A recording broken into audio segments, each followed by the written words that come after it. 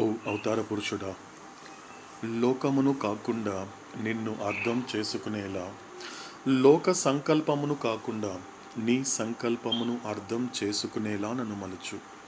శాశ్వత ప్రియతమ అవతార్ మెహర్ బాబా కీ జై.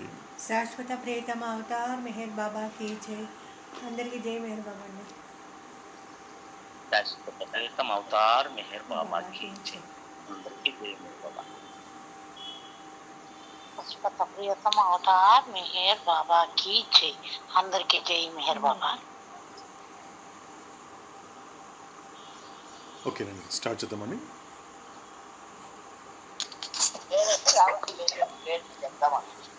శాశ్వత ప్రియతమ అవతార్ మెహర్ బాబా కీ జై. అందరికీ జై మెహర్ బాబా.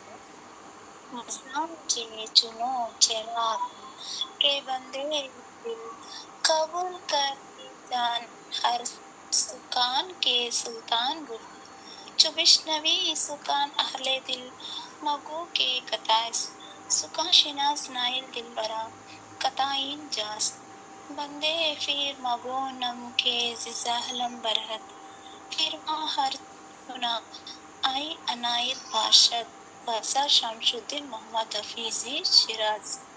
Eternal beloved avatar Meher Baba ki jai. Jai Meher Baba.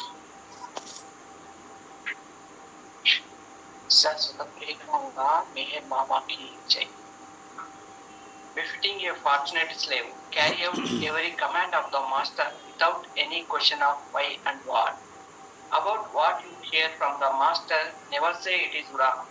Because, my dear, the fault lies in your own incapacity to understand him.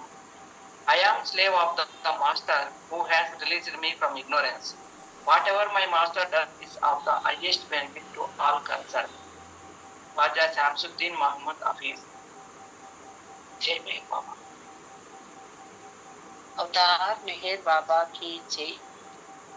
ఎందుకు ఏమిటి అనే ప్రశ్నలు లేకుండా అదృష్టవంతుడైన బానిస వలె గురువు యొక్క ప్రతి ఆజ్ఞను పాలింపుము. గురువు నుండి వినిన దానిని ఎన్నడూ తప్పు అని అనకు. ఎందుకంటే గురువును అర్థం చేసుకోలేని నా అసమర్థత ఎందే ఆ లోపం ఉన్నది. అజ్ఞాన బంధము నుండి నన్ను విముక్తుడిని చేసిన నా గురువుకు నేను బానిసను. నా గురువు ఏమి చేసినను తత్సంబంధీకులం అందరికీ అది అత్యంత ప్రయోజనకారి అవుతుంది. హఫీజ్ శాశ్వత ప్రియతమ అవతార్ మెహర్ బాబా.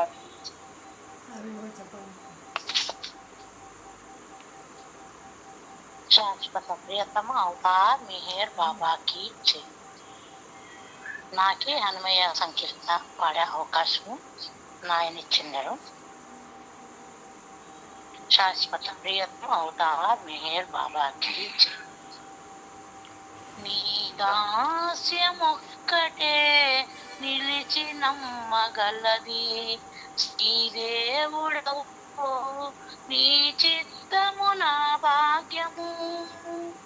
నీ దాస్యమొక్కటే నిలిచి నమ్మగలది శ్రీదేవుడవు నీ చిత్తము నా భాగ్యము. శ్రీదేవుడవు నీ చిత్తము నా భాగ్యము. అనుష్ఠానములు గతి అని నమ్మి చేసి తినా తను విధి మలమూత్రముల పోగు. అనుష్ఠానములు గతి అని నమ్మి చేసి తినా తను విధి మలమూత్రముల పోగు. జనులలో ఉత్తమ పూజన్మమే నమ్మితినా జనులలో ఉత్తమ పూజన్మమే నమ్మితినా వనర కర్మమనే ఓదానబడినది. జనులలో ఉత్తమ పూజన్మమే నమ్మితినా వనర కర్మమనే ఓదానబడినది. నీ దాస్యమొక్కటే నిలిచి నమ్మగలది శ్రీదేవుడవు నీ చిత్తము నా భాగ్యము. శ్రీదేవుడవు నీ చిత్తము నా భాగ్యము. చదువులు శాస్త్రముల జాడలు నమ్మితినా పొదలిన మతముల పోరాటమది. చదువులు శాస్త్రముల జాడలు నమ్మితినా పొదలిన మతముల పోరాటమది. మది నుండిన నా మనసే నమ్మితినా అదియును ఇంద్రియాల కమ్మడు ఎనది. మది నుండిన నా మనసే నమ్మితినా అదియును ఇంద్రియాల కమ్మడు ఎనది. నీ దాస్యమొక్కటే నిలిచి నమ్మగలది. శ్రీ దేవుడవు నీ చిత్తము నా భాగ్యము. శ్రీదేవుడవు నీ చిత్తము నా భాగ్యము. పుత్రధారధన ధాన్య భూములు నమ్మితినా పాత్రమగు రుణానుబంధములవి. పుత్రధారధన ధాన్య భూములు నమ్మితినా పాత్రమగు రుణానుబంధములవి. చిత్రముగా ననుగావు శ్రీ వెంకటేశ నీవే పత్ర పుష్ప మాత్రమే నా భక్తి ఎల్లా నీకు. చిత్రముగా ననుగావు శ్రీ వెంకటేశ నీవే పత్ర పుష్ప మాత్రమే నా భక్తి ఎల్లా నీకు. నీ దాస్యమొక్కటే నిలచి నమ్మగలది. శ్రీదేవుడవు భాగ్యము. నీ దాస్యమొక్కటే నిలచి నమ్మగలది.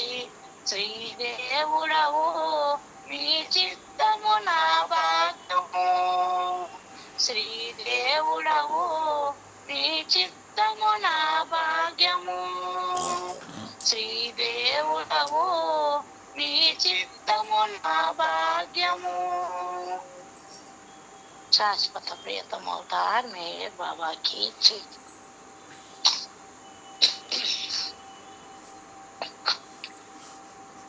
నాకి భగవంతుని అర్థమైంది అంతా నేను షేర్ చేస్తాను. ఓ భగవంతుడా, ఈ ప్రపంచంలో నాకు అక్కరకు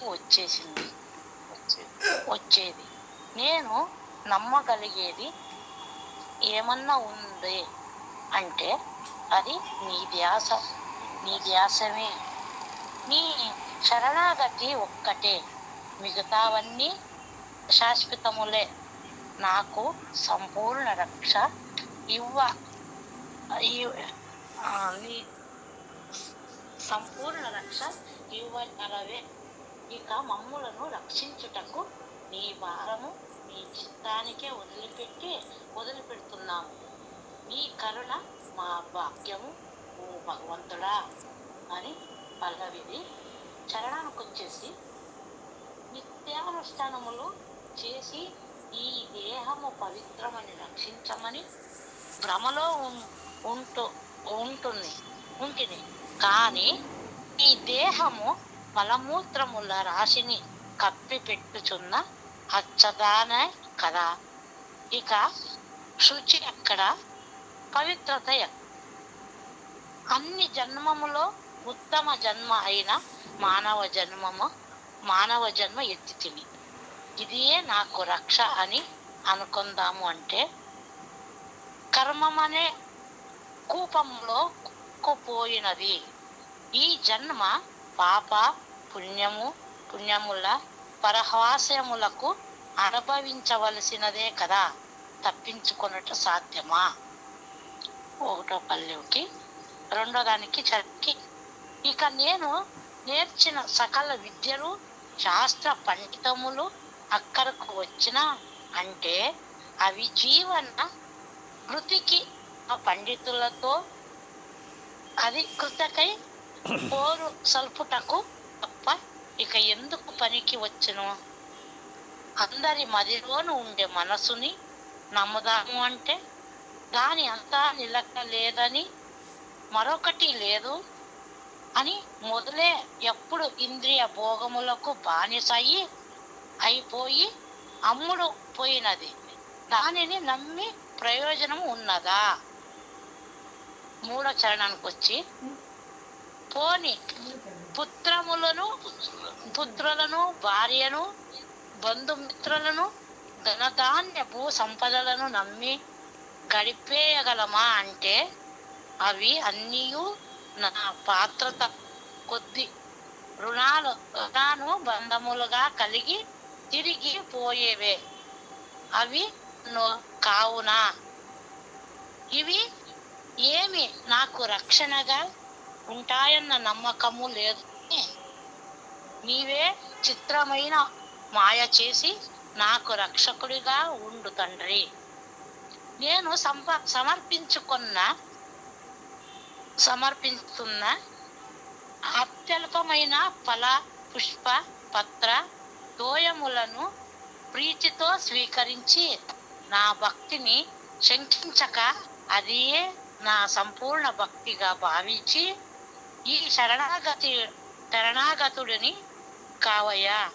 శ్రీ వెంకటేశ్వర ఎరుకతో నిత్యంగా నిరంతరాయంగా కొనసాగాలి. శాశ్వత ప్రియతమ అవతార్ మెహర్ బాబాకి జై. జై మెహర్ బాబా అందరికీ.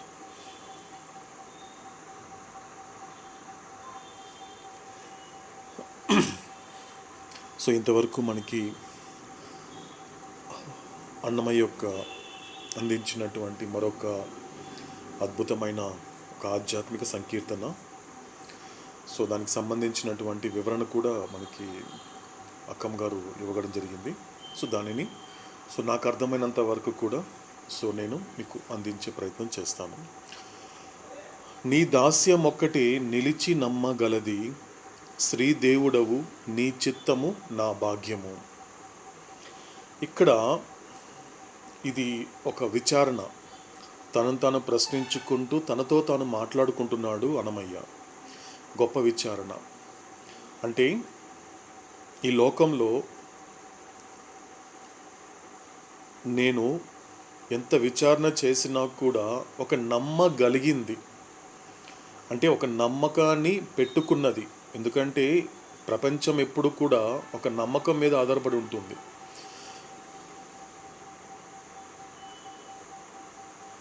రాత్రి పడుకునేటువంటి సమయంలో రేపు ఉదయం నిద్ర లేస్తాను అనే నమ్మకంతోనే ప్రతి మనిషి పడుకుంటున్నాడు. అదొక నమ్మకమే, అంతకుమించి ఏం లేదు, ఒక నమ్మకం. నిన్న పడుకొని ఈరోజు ఉదయం లేచాను కాబట్టి నమ్మాను కాబట్టి, అంటే నేను రాత్రి పడుకొని ఈరోజు ఉదయం లేచాను అంటే ఈరోజు కూడా పడుకుంటే నేను రేపు మార్నింగ్ లేస్తాను అనేటువంటిది నమ్మకం అనేది ఒక మనిషికి కలిగినటువంటి ఒక భ్రాంతి. అది యాక్చువల్గా కరెక్ట్గా చెప్పాలి అంటే ఒక భ్రాంతికి సంబంధించింది నమ్మకం. ఎందుకంటే భగవంతుడికి సంబంధించినంత వరకు వచ్చేది విశ్వాసం. అంటే belief is different and faith is different. Belief అనేటువంటిది వేరు, ఫెయిత్ అనేటువంటిది వేరు. కానీ ఇక్కడ ఏం చెప్తున్నాడంటే అన్నమయ్య, ఈ లోకంలో అనేక సందర్భాలలో అనేక విషయాలలో నేను పరిశీలించి గమనించిందంటూ ఏదైనా ఉంది అంటే ఒక్కటి నమ్మగలిగింది, ఒక్కటే అని తెలుసుకున్నాను అంటున్నాడు. ఒక్కటే. ఈ లోకంలో సరిగ్గా అర్థం చేసుకుంటే, ఈ లోకంలో జరిగేటువంటి కార్యకలాపాలు, ఈ లోకంలో నేను పొందేటువంటి అనుభవాలు, ఇవన్నీ గనుక కాస్త గ్రహించి ఉన్న విషయాన్ని ఉన్నట్లుగా గనుక నేను స్వీకరించగలిగితే నాకు ఒక్కటే అర్థమైంది, నాకు ఒక్క అవగాహన కలిగింది. నాకు ఏంటది? నీ దాస్యము అంటే నీకు శరణాగతి అవ్వడము, లేక నీ బానిసగా ఉండడమే. అంటే అది మాత్రం ఏమడుతోంది అంటే అది నిలబడుతోంది అంటున్నాడు అక్కడ అన్నమయ్య. లోకంలో ఏది నిలబడదండి. ఏ అనే వ్యక్తి నిలబడ్డు, బి అనే వస్తువు నిలబడదు, సి అనే పరిస్థితులు నిలబడవు. ఎందుకంటే సస్టైన్ అంటాడు అవుతాడు దీనిని. ఇప్పుడు గాడ్ స్పీక్స్ని ఇల్యూషన్కి ఎందుకు డెడికేట్ చేశాడు అవుతాడు అంటే అవుతాడు కారణం చెప్పాడు. అంటే ఆ రియాలిటీని, అంటే ఆ యొక్క భ్రాంతిపూర్వకమైనటువంటి విశ్వాసానికి నా గాడ్ స్పీక్స్ ఎందుకు అంకితం ఇస్తున్నాను అంటే అది ఏం చేసింది, ఆ యొక్క రియాలిటీని సస్టైన్ చేసింది, నిలబెట్టింది. అది యాక్చువల్గా అంటే నిజాన్ని అబద్ధం నిలబెట్టింది కాబట్టి అబద్ధానికే నిజమైనటువంటి నా వాక్యాలు అంకితం అంటున్నాడు అవుతాడు. చాలా గొప్ప విషయం అండి. అందులో సరిగ్గా వెతికితే తప్ప అవతాడు పురుషుడు చేసినటువంటి ఈ మాటకి అంతరార్థాన్ని, ఆ అంతరార్థం వెనక ఉండే అవతార తత్వాన్ని పట్టుకోవడం అనేది సర్వసాధారణంగా అంత ఈజీ కాదు. కొద్దిగా కాస్త విచారణ చేస్తే ఆయన గురించి, ఆయన చెప్పినటువంటి విధంగా ఆయన గురించి ఆలోచిస్తే తప్ప ఇది అర్థం కాదు. కాబట్టి నాకు ఒక్కటే కనబడుతూ ఉంది, ఈ లోకంలో నిలబడేదంటూ ఏదైనా ఉంది అంటే నేను నీకు చేసేటువంటి దాస్యమే, నీ దాస్యమే. నీ పట్ల నేను ఎలాగైతే ఒక బానిసగా ఉంటున్నానో అదే నిలబడుతోంది కాబట్టి నమ్మగలది. అది మాత్రమే నేను నమ్ముతానయ్యా, ఇంకేది నమ్మను, ఎవ్వరి నమ్మను. నేను నమ్మేటువంటిది నా జీవితంలో ఒక నిర్భయంతో కూడిన నిర్ణయానికి వచ్చినప్పుడు నేను నమ్మగలిగినది ఇదొక్కటే. కాబట్టి ఓ దేవుడా, ఓ భగవంతుడా, శ్రీ దేవుడవు, నువ్వెవరివి? నా భగవంతుడివి, నువ్వు నా గురువువి, నా యొక్క పరమాత్ముడివి. కాబట్టి నీ చిత్తము నా భాగ్యము. నీ చిత్తం అంటే ఏంటి? విష్ అంటారు, మనకి తీసుకుంటే కూడా యాజ్ యూ విష్ అంటారు ఇంగ్లీష్లో. లేకపోతే ఏమవుతుంది, నీ ఇష్ట ప్రకారం నువ్వు చేసుకో అంటారు. అంటే అదే అంటున్నాడు అక్కడ మన అన్నమయ్య. ఇంతవరకు నాకంటూ ఇష్టంలో ఉండడం వలన ఆ ఇష్టాలనేది అయిష్టాలుగా మారుతోంది. ఆ అయిష్టాలు అనేటువంటిది నన్ను కష్టపెడుతోంది. ఇష్టం నుండి అయిష్టము, అయిష్టం నుండి కష్టం ఏర్పడుతూ ఉంది. కాబట్టి చివరికి ఏమైపోతుంది, ఇక్కడెక్కడ నాకు భాగ్యం అంటూ ఏమీ లేదు, అన్ని దురదృష్టమే తయారవుతోంది. కాబట్టి నువ్వేంటి, నీ చిత్తమే నా భాగ్యము. కాబట్టి నువ్వు ఏమైతే అనుకుంటున్నావో, నా జీవితాన్ని ఎలా నడపాలనుకుంటున్నావో నీ ఇష్టం, యాజ్ యూ విష్ అంటారు ఇంగ్లీష్లో. కాబట్టి నీ ఇష్టం అయ్యా. కాబట్టి నువ్వు ఇష్ట ప్రకారం అనేది నువ్వు ఎలా నడిపినా కూడా నాకు అది భాగ్యమే. కాబట్టి నాకు భాగ్యమే. కాబట్టి నేను కంప్లైంట్ చేయను, నేను ప్రశ్నించను. కాబట్టి లోకంలో కానీ ప్రపంచంలో కొద్దిగా నాకు తెలిసింది చెప్పాలి కదా.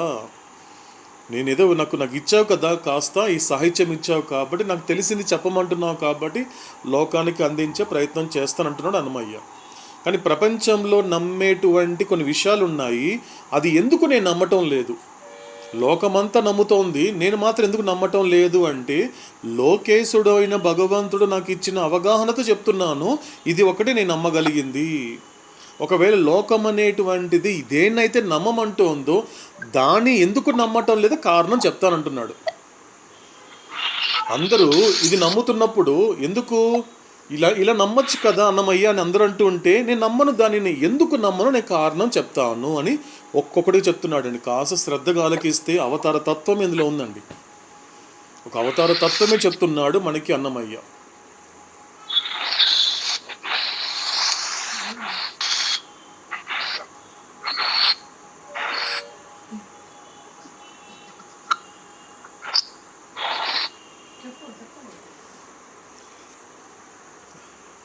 ఓకేనండి. సో ఇక్కడ మనకి ఫస్ట్ ఏమంటున్నాడు, అనుష్ఠానములు గతి అని నమ్మి చేసితినా. అనుష్ఠానము అంటే సాధారణంగా ఆచారం అండి, కర్మకాండలు లేకపోతే రిచువల్స్ ఏదైనప్పటికీ పూజ పునస్కారాలు ఏది తీసుకున్నా కూడా అనుష్ఠానం పాటిస్తాడు. నేను ఒక ఆచారం ఇది పాటించాలి అని అంటాడు. ఒక సాధారణంగా ఆధ్యాత్మిక మార్గంలో ప్రాథమిక స్థాయిలో ఉన్నటువంటి, అందుకే దాన్ని అవుతాడు షరియత్ అంటాడు సూఫిజంలో. షరియత్ అంటే ఏంటి? పూజ పునస్కారాలకి ఒక ప్రైమరీ స్టేజ్లో ఉండడాన్ని అనుష్ఠాలు అంటారు. కానీ ప్రపంచం ఏమంటుంది, అనుష్ఠాలు గతి అంటుంది. పోనీ నువ్వు చెప్పినట్లు అనుష్ఠానం చేసి అదే గతి గనుక నేను నమ్మి చేశానా, ఏమవుతుంది? దేంతో చేస్తున్నాను అనుష్ఠానము? శరీరంతోనే కదా. ఒకవేళ అనుష్ఠానములు అని గతి అని నమ్మి నువ్వు చేయమంటున్నావు కదా, ఒకవేళ ఒకవేళ చేశాను అనుకో, ఏమవుతుంది? దేంతో చేస్తా నేను? ఈ శరీరంతోనే కదా. తను విధి. కానీ ఇది ఎటువంటి శరీరము? మలమూత్రముల యొక్క ప్రోగు చేసుకున్నదే కదా ఇది. మలమూత్రం అనేది పోగు చేసుకుంది కదా. నువ్వు ఎంత పవిత్రంగా ఉండాలి అన్నా, ఎంత శుచి శుభ్రతగా ఉన్నప్పటికీ కూడా ఈ శరీరం అనేటువంటిది ఈ రెండిటితో పోగు చేసుకుందే కదా. కాబట్టి దీన్ని నమ్ముదామంటే మాత్రము నమ్మడానికి లేదు. కాబట్టి ఇక రెండో కారణం ఏమంటున్నాడు, రెండో విషయము, జనులలో ఉత్తమపు జన్మమే నమ్మితిన ఒనర కర్మమనే ఓదానబడినది. జనులలో అంటే ఈ జన్మలలో తీసుకున్నప్పుడు అనేక జన్మలలో కూడా ఉత్తమమైన జన్మం అంటే ఏదైనా ఉంది అంటే అది మానవ జన్మే. నమ్మేనా అంటే ఒనర కర్మన, ఒనర కర్మమనే ఓదానబడినది. ఇక్కడ పోనీ నమ్మేనా అనుకుంటే ఏమవుతోంది, ఇది దేనికి లోబడి ఉందంటే నేను చేసే కర్మ బట్టే ఉంటుంది. ఎందుకంటే అవతాడేం చెప్తాడు మనకి గతంలో కూడా, నీకు పూర్తి చైతన్యం అనేది కూడా నీకు ఈ మానవ జన్మతో పాటు ప్రాప్తించినప్పటికీ కూడా అలా మానవ జన్మ తీసుకున్న ప్రతి ఒక్కడు తన పూర్తి చైతన్యాన్ని గుర్తుంచుకొని సద్వినియోగపరుచుకొని అనంత చైతన్యాన్ని పొందగలుగుతున్నాడా? పొందలేకపోతున్నాడు కదా. ప్రతి మనిషి నేను ఈ మానవ జన్మ ఎందుకు వచ్చింది, నేను మాధవుడిని అవ్వాలి, నేను భగవత్ సాక్షాత్కారం కలగాలి, నేను భగవంతుడు అనేటువంటి అనుభవాన్ని ప్రాప్తింప చేసుకోవాలి. పోనీ అలాంటి కర్మ అనేది అలాంటి ఆలోచన కానీ అలా గుర్తించడం అనేది ప్రతి మానవ జన్మలో సాధ్యపడుతోంది అంటే అలా సాధ్యపడటం లేదు. అది దేని మీదకి ఆధారపడి ఉంటుంది, వాడు చేసే కర్మ మీద ఆధారపడి ఉంటుంది. కాబట్టి దీన్ని కూడా నమ్మడానికి లేదు.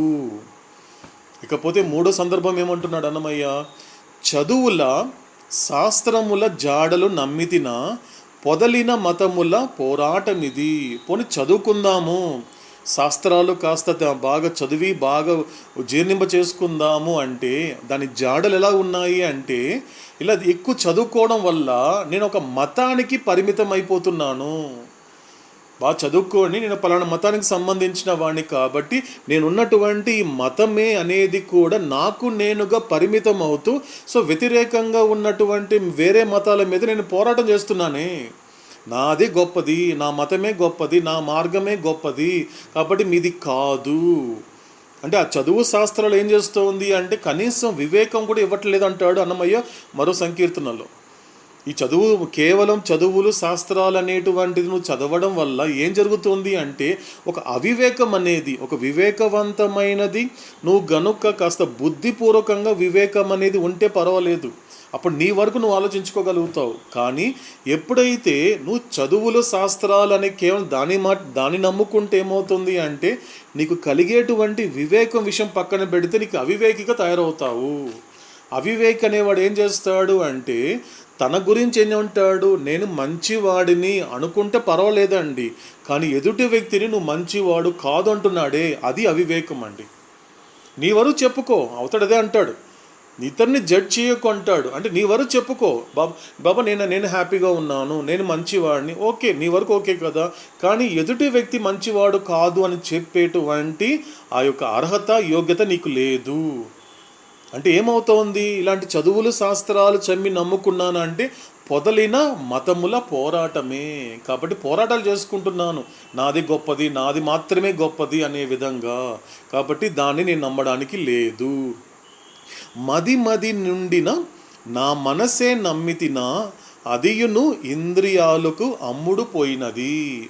పోనీ ఇంకా మిగిలింది ఏంటి, శరీరాన ఇలా నమ్మడానికి లేదు. ఎందుకంటే అది ఎలా ఉంటుంది, అది మలమూత్రాలతో ఉంది కాబట్టి కేవలం శరీరంతో మాత్రమే అనుష్ఠానం పాటిస్తే నాకు కావాల్సిన విచారణ, నాకు కావాల్సినటువంటి ఆధ్యాత్మిక పురోగతి అనేది సాధ్యమయ్యేది కాదు. కాబట్టి పోనీ ఇంకా మనసు దాటితే ఇంకా తర్వాత శరీరాలు దాటితే ఇంకేముంది, మనసు ఉంది. పోనీ మనసుని నమ్ముకున్నానా అంటే అది కూడా నమ్మడానికి లేదు. అది ఎక్కడ ఏమైపోయింది, అది పూర్తిగా ఇంద్రియాలకి అమ్ముడుపోయింది, ఆ పంచేంద్రియాలకి అమ్ముడుకుపోయింది. తినడం, తాగడం, తిరగడం, తొంగోవడమే ఇలాంటి పనుల్లో పడిపోయింది. కంప్లీట్గా ఇంద్రియపరమైన జీవితాన్ని గడుపుతోంది నా మనసు కూడా. పోనీ నా మనసుని నమ్మడానికి లేదు. ఇకపోతే ఇంకొక సందర్భం ఏం చెప్తున్నాడు అన్నమయ్య, పుత్రధార ధనధాన్య భూములు నమ్మితిన పాత్రమగు రుణానుబంధములివి. పోనీ కొడుకు నమ్ముకుందామా, భార్య నమ్ముకుందామా, సంపాదించినటువంటి డబ్బు నమ్ముకుందామా, ఉన్నటువంటి పొలాలను నమ్ముకుందామా, ఉన్నటువంటి భూముల్ని నమ్ముకుందామా అంటే అదంతా కూడా అంటే ఏబీసీ గురించి చెప్తున్నాడు అండి అన్నమయ్య. ఏబీసీ అంటే ఏ అనే వ్యక్తుల గురించి చెప్తున్నాడు, బి అనే వస్తువుల గురించి చెప్తున్నాడు, సి అనే పరిస్థితుల గురించి చెప్తున్నాడు. పోనీ ఏబీసీలు నమ్ముకుందామా అనుకుంటే ఇది కేవలము దానికి నాకు మధ్య ఉన్నటువంటి రుణం అనేది ఉన్నంత వరకు అది నాతో ఉంటుంది, నేను దాంతో ఉంటాను. ఎప్పుడైతే రుణబంధం అనేది పూర్తి అయిపోయిన తర్వాత, ఖర్చు అయిపోయిన తర్వాత ఏ ఎవరో నేనెవరో, బి ఎవరో నేనెవరో, సి ఎవరో నేనెవరో, కాబట్టి దానికి పాత్రమై ఉంది. అది నేను పాటించేటువంటి పాత్ర ఎటువంటిది? కేవలము ఆ రుణానుబంధం ఉంది కాబట్టి కొడుకు నా కళ్ళ ముందు కనబడుతున్నాడు, రుణానుబంధం ఉంది కాబట్టి నా కళ్ళ ముందు భార్య కనబడుతోంది, ఆ రుణానుబంధం ఉంది కాబట్టి డబ్బు నా కళ్ళ ముందు కనిపిస్తోంది, రుణానుబంధం ఉంది కాబట్టి నా కళ్ళ ముందు ధాన్యం కనబడుతోంది, రుణానుబంధం ఉంది కాబట్టి నా కళ్ళ ముందు భూములు కనిపిస్తున్నాయి. ఎప్పుడైతే రుణం అనేది పూర్తి అయిపోయిన తర్వాత, రుణం తీరిపోయిన తర్వాత వాళ్ళెవరో నేనెవరో. కాబట్టి దీన్ని నమ్మగలనా? దీన్ని నమ్మలేను. ఇక చివరికి వస్తున్నాడు అన్నమయ్య. చిత్రముగా నన్ను కావు శ్రీ వెంకటేశ నీవు. చిత్రముగా ఎలా నన్ను కావు అంటే కాచుకోవడం, అంటే రక్షించడం. నన్ను చాలా చిత్రముగా అంటే ఎలా ఉంటుంది అంటే, ఇంతవరకు నాకు ఈ లోకాన్ని నమ్ముకున్నప్పుడు, ఏబీసీలు నమ్ముకున్నప్పుడు వీళ్ళే నన్ను రక్షిస్తారు అని చాలా విచిత్రంగా అనుకున్నాను. కానీ ఆ విచిత్రమైనటువంటి ప్రపంచం అనేది నన్ను రక్షించలేదు, నాతో ఏ రకంగానూ ఉండడం అనేది జరగదు. కాబట్టి విచిత్రమైనటువంటి లోకాన్ని విడిచిపెట్టి చిత్రమైనటువంటి నువ్వు కాస్తున్నావు అని తెలుసుకున్నాడు. అందుకే చిత్రముగా నన్ను కావు శ్రీ వెంకటేశ నీవే. పత్ర పుష్ప మాత్రమే నా భక్తి ఎల్లా నీకు. ఎలాంటిది నా భక్తి? సరిపోదయ్యా. కేవలం ఒక పత్రమో పుష్పం పెట్టేసి నువ్వు నీకు ఇచ్చేసాను, నీకు అన్ని అర్పించేశానంటే అది నా భక్తి అయ్యా, అది సరిపోదయ్యా. అంటే చివరిగా చెప్తున్నాడు అంత సరిపోదు. కాబట్టి భక్తి అంటే ఎలా తీసుకోవచ్చు మనము? ప్రేమ. ఓ మెహర్ బాబా, నేను నిన్ను ప్రేమిస్తున్నానయ్యా, అది సరిపోతుంది కదా అని ఎలాగైతే సంతృప్తి పడుతూ ఒక భ్రాంతికి లోబడుతున్నా. కానీ నా వరకు ఈ ప్రేమ సరిపోతుంది కదా నేను అనుకుంటున్నాను. కానీ అది సరిపోదు అని ఎవరంటున్నారు? అవతార పురుషుడు అంటున్నాడు. ప్రేమ సరిపోదురా, నువ్వు నన్ను ప్రేమిస్తే సరిపోదురా, నేను చెప్పేటువంటి మాట నువ్వు వినగలిగే స్థితికి రావాలి. ప్రేమిస్తున్నప్పుడు నువ్వు నాతో ఉండడం వల్ల నువ్వు సంతోషంగా ఉంటావేమో తప్ప నీ వలన నేను సంతోషంగా ఉండాలి కదా. అది ఇంపార్టెంట్. నా దగ్గరికి నువ్వు వచ్చిన తర్వాత నన్ను చూస్తూ ఉంటే, నాకు సంబంధించిన విషయాలు నువ్వు చక్కగా ఆలోచిస్తూ ఉంటే, చక్కగా నువ్వు గనుక ఆలకిస్తూ ఉంటే నీకు ఆనందంగా ఉంటుంది. అంటే ప్రేమలో ప్రియతముడి కన్నా ప్రేమికుడు ఆనందంగా ఉంటాడు. కానీ విధేయతకు వచ్చేసరికి మాత్రము ప్రేమికుడు కన్నా ప్రియతముడు ఆనందంగా ఉంటాడు. ఇది చెప్తున్నాడు అవుతాడు. అది ఇక్కడ అదే అంటున్నాడు అన్నమయ్య కూడా చివరిగా. కాబట్టి కేవలం నా భక్తి ఎలాంటిదంటే, కానీ కాదు, భక్తి నుండి ఎక్కడికి రావాలి? నేను దాస్యానికి రావాలయ్యా. చూసారు, చివరి యొక్క మాటకి ఫస్ట్కి ఇప్పుడు కనెక్ట్ చేస్తున్నాడు. కాబట్టి నేను కేవలం భక్తుడిగా ఉంటే సరిపోదు, నేను నీ పట్ల భక్తి చూపిస్తే సరిపోదయ్యా. భక్తి నుంచి దాస్యానికి రావాలి. భక్తి నుంచి దాస్యానికి రావాలి అంటే అవతాడేం చెప్పాడు మనకి? నువ్వు ప్రేమిస్తే సరిపోదు, ప్రేమికుడుగా ఉంటే సరిపోదయ్యా. ప్రేమికుడి నుంచి విధేయుడవ్వాలి, విధేయుడి నుంచి శరణాగతి కాగలగాలి, శరణాగతి నుంచి నువ్వు బానిసగలగాలి, బానిసైన తర్వాత నీ పాదాల దగ్గర ధూళిగా మారగలగాలి. అదయ్యా నీ దాస్యము. అది ఒక్కటే నిలబడేది. అందుకే హఫీజ్ అదే అన్నాడు, ఎవరు నిజమైనటువంటి అదృష్టవంతుడైన వాడు ఎవరైనా ఉన్నాడండి, కేవలం బానిస. గురు దగ్గర ఉన్నటువంటి ఎటువంటి ప్రశ్నించకుండా ఉన్నటువంటి ఒకే ఒక బానిస అంటూ ఎవరైనా, అదృష్టవంతుడైన బానిస. నిజమైన అదృష్టం ఎవరిది అంటే బానిసదే. ఇలాంటి బానిస గురువుని ఎందుకు ఏమిటని ప్రశ్నించకుండా ఉంటాడే, అలాంటి వాడే అవతార పురుషుడికి కావాల్సింది అంటున్నాడు అన్నమయ్య. కాబట్టి నా భక్తి ఒకటే సరిపోదయ్యా, కాబట్టి పోనీ భక్తి ఒకటే నిలిచి నమ్మగలది అనలేదండి ఆయన. చూసారు, ఇక్కడ చూసారు ఎంత గొప్పగా చెప్తున్నాడు. ఎలాగైతే అవతారుడు కేవలం ప్రేమ మాత్రమే నీకు గమ్యం చూపించదు, ప్రేమ ద్వారా నువ్వు పొందాల్సిన కొన్ని గొప్ప విషయాలు ఉన్నాయి, దాన్ని నువ్వు విచారణ చేసి తెలుసుకోవాలి. ఇక్కడ కూడా అదే అంటున్నాడు అన్నమయ్య. కేవలం భక్తి సరిపోదు, భక్తి నుండి ఆ పరాభక్తికి రాగలగాలి, పరాభక్తి నుంచి ఏం చేయాలి? శరణాగతి కాగలగాలి, ఆయనకి పూర్తిగా దాస్యం చేయగలగాలి, అంటే బానిస కాగలగాలి. అది ఒక్కటే నిలబడేది. కాబట్టి నిలబడేది మాత్రమే నేను నమ్ముతాను, కానీ నిలబడనది నేను నమ్మనయ్యా అంటున్నాడు అన్నమయ్య. అంటే దీని ద్వారా గొప్ప తత్వాన్ని అందిస్తున్నాడు అన్నమయ్య. కాబట్టి ఏదైనా నమ్మాలి, లోకంలో ఏదైనా నమ్మాలి, ఏబీసీల పట్ల, ఈ లోకం పట్ల ఏదైనా నమ్మాలి అంటే ఆ నమ్మడానికన్నా ముందు ఇది నిలబడేదా అనేది ఒక్కసారి విచారణ చేసి నమ్మాలండి. నా కళ్ళ ముందు ఎవరున్నారు? ఏనే వ్యక్తులు ఉన్నారు. వీళ్ళు నిలబడతారా? వీళ్ళు నిలబడి ఎప్పుడు నాతోనే ఉంటారా అనేది ఒక్కసారి విచారణ చేసుకోవాలి. నిలబడే అవకాశమే లేదు. ఎందుకంటే ఇలాగే గతంలో ఎంతోమంది అనుకున్నాను, కానీ గతంలో ఒక్కసారి వెనక్కి తిరిగి చూస్తే కంటికి కనిపించకుండా పోయిన వాళ్ళు అనేక మంది కనబడుతున్నారు. కాబట్టి వాళ్ళు నిలబడరు. పోనీ వస్తువులు నిలబడతాయా అంటే అవి నిలబడద్దు. ఒకవేళ అది నిలబడితే దాంతో నువ్వు నిలబడకపోవచ్చు. ఇకపోతే పరిస్థితుల్లో అలాగే ఉంటున్నాయి. అంటే ఇది ఏది నిలబడేది కాదు, ఇది ఏది సస్టైన్ అయ్యేది కాదు.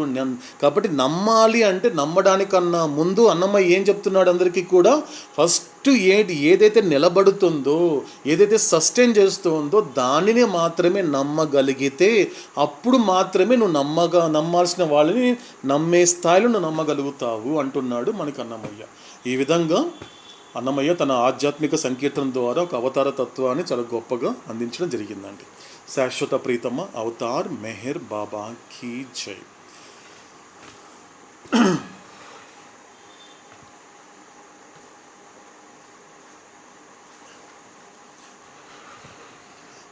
అవతార పురుషుడైన మెహర్ బాబా భగవంతుడిగా మాట్లాడుతూ అందిస్తున్నటువంటి గాడ్ స్పీక్స్ని కొన్ని రోజులుగా కొనసాగించేటువంటి అదృష్టాన్ని అవతారుడు మనందరికీ ప్రాప్తింపచేశాడు.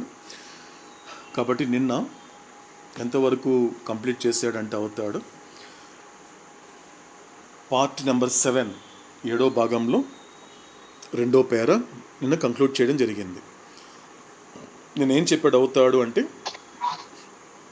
దీనికి సంబంధించినటువంటి విషయాలు ఏవైతే ఉన్నాయో, ఏది యోగికి సంసోల్కి సంబంధించినటువంటి విషయాలు ఏవైతే ఉన్నాయో అతని గురించి చెప్తున్నాడు అవుతాడు. అంటే ఈ యొక్క యోగులు ఎలా ఉంటారు ఏంటి అంటే, వాళ్ళు చేసేటువంటి ప్రదర్శన వల్ల వాళ్ళు నష్టపోయేది ఏమిటి అనేది ఒక చిన్న ఉదాహరణ ద్వారా చెప్పాడు అవుతాడు. ఏం చెప్పాడు అవుతాడు నిన్న? ఒక గురువు, ఒక భగవత్ సాక్షాత్కారం కలిగినటువంటి గురువు, ఒక పర్ఫెక్ట్ మాస్టర్ అనుకుందాం. ఎందుకంటే ఒక మాస్టర్ అంటేనే మనకి ఒక ఆత్మ సాక్షాత్కారం పొందినవాడు, కాబట్టి ఒక పర్ఫెక్ట్ మాస్టర్ అనుకున్న ఒక గురువు ఉన్నాడు. గురువుకి తర్వాత ఎవరికి ఇక్కడ ఒక యోగికి మధ్య జరిగినటువంటి ఒక కన్వర్జేషన్, ఒక చిన్న ఇన్సిడెంట్. ఏం జరిగింది? సో ఈ గురువు ఏం చేస్తున్నాడు? సో ఈ అవతల నుండి అవతల వైపు వెళ్ళడానికి ఒక బోట్ పడవ కోసం వెయిట్ చేస్తున్నాడు. కాబట్టి తన చేతిలో ఒక అనా పైస పెట్టుకున్నాడు. అనా పైస పెట్టుకొని సో ఆ పడవ వ్యక్తికి రోడ్డు అంటే ఆ నది దాటించేసాక అనా పైస ఇచ్చేద్దాం అనుకున్నాడు. రెడీగా ఉన్నాడు గురువు. ఈ లోపల ఏం చేశాడు? ఒక యోగి ఏం చేశాడు అంటే, ఈ గురువు ముందు ఏం చేశాడు? ఈ విధంగా నీటి మీద నడుచుకుంటూ సో వచ్చి మళ్ళీ వెనక్కి వచ్చాడు. వచ్చి అంటే ఇంతవరకు దాని అర్థం ఏంటి? గురువు పక్కనే యోగి ఉన్నాడు. ఉండి ఏం చేశాడు? ఏంటి మీరు వెయిట్ చేస్తున్నారా పడవ కోసము? చూడండి నేను ఎలా వెళ్ళి చేస్తాను చూడండి అని అలా ముందుకు వెళ్ళి తిరిగి వెనక్కి వచ్చి ఏమన్నాడు? That must much easier was it not అంటున్నాడు. ఇది చాలా తేలికే కదా, ఇది చాలా సులువే కదా మీకు అన్నాడు. దానికి అదే విధంగా చాలా అద్భుతంగా సమాధానం చెప్పాడు గురువు కూడా. నవ్వుతూ ఏం చెప్పాడు? ఎస్ నిజమే, కానీ ఇది ఎటువంటిది అంటే had less value than that of the boat fair 1 అన్నా. నా చేతిలో ఉన్నటువంటి ఒక అనా పైస కన్నా తక్కువే నువ్వు చేసిన ప్రదర్శన. ఒక అనా ఇస్తే సరిపోతుంది కదా బాబు నాయనా, దానికి ఎన్నో సంవత్సరాలు కష్టపడి ఉంటావు కదా ఈ సాధన చేయడానికి, నీళ్ళలో నడవడానికి. అంత సాధన దానికోసం పెట్టడం దేనికి? ఒక అనా పైస ఇస్తే హ్యాపీగా అతను పడవ దాటి చేస్తాడు కదా అని ఎంత వివేకంగా చెప్పాడు చూడండి. ఎంత వివేకవంతమైనటువంటి మాట అది. చిన్నది కదా, లెస్ అన్నాడు. అంటే నువ్వు ఇన్ని సంవత్సరాలు కష్టపడి ఉంటావు కదా, అది 1-2 రోజులు వచ్చింది కాదు కదా. నువ్వు నీటి మీద నడవడం అనేది అది 1 రోజుల్లోనో లేకపోతే 1 సంవత్సరంలో వచ్చేది కాదు కదా. నువ్వు బాగా సాధన చేసి ఉంటావు కదా, నీటి మీద ఎలా నడవాలి అనేది సాధన చేసి ఉంటావు. కాబట్టి ఇన్ని సంవత్సరాలు సాధన అవసరమా నీటి మీద నడవడానికి? ఒక అనా పైస ఇచ్చేసి సరిపోయేది కదా, అతను బోటు దాటి చేస్తాడు కదా. దానికోసం ఎందుకు ఇంత తాపత్రయం అనేది? అంటే చెప్పింది చిన్న సమాధానమే, చెప్పింది చిన్న సమాధానం అయినప్పటికీ దాని వెనక ఎంత గొప్ప తత్వం దాగుందో కాస్త వెతికితే కనిపిస్తుందండి. ఏమంటున్నాడు ఆయన? Had less value. అది ఎటువంటి విలువ? ఎలాంటిది? నిన్ను అంటే నువ్వు చేసినటువంటి ఆ ప్రదర్శన ఏదైతే ఉందో దాని విలువ ఏంటో తెలుసా? దీనికన్నా తక్కువ అన్నాడు. దేనికి? అనా పైస కన్నా తక్కువ. అంటే ఒక రకంగా ఏంటది? అదొక అతను పొందిన ప్రయోజనం ఎలాంటిది అంటే ఒక అధమమైన ప్రయోజనము. అంటే అక్కడ గురువు ఏమంటున్నాడు యోగితో? నువ్వు పొందినటువంటి ప్రయోజనం ఏదైనా ఉంది అంటే అధమమైన ప్రయోజనము. కాబట్టి దీని ద్వారా నువ్వు పొందాల్సినటువంటి ఉన్నత ప్రయోజనాన్ని పొందకుండా ఈ అధమమైన ప్రయోజనాన్ని పొందడం వల్ల నువ్వు ఇక్కడే పరిమితం అయిపోయావు అనే ఒక చిన్న ఎగ్జాంపుల్ అండి. ఎలా ఉంటుంది వీళ్ళిద్దరి మధ్య ఎలా ఉంటుంది అని మనకు అవుతాడు అడు చెప్పడంతో నేను కంక్లూడ్ చేయడం జరిగింది. సో కాబట్టి అవుతాడు నెక్స్ట్ ఏం చెప్పబోతున్నాడు అనేటువంటి విషయాల్ని మనము హరిప్రసాద్ మరియు దుర్గాశ్రీ గారి ద్వారా ఆలకిద్దామండి.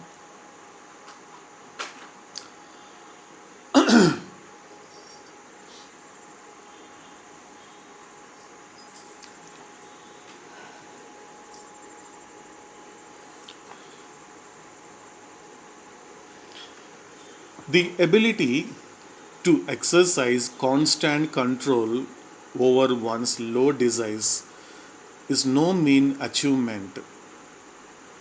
Success in establishing a lasting sublimation of all desires is indeed a greater one.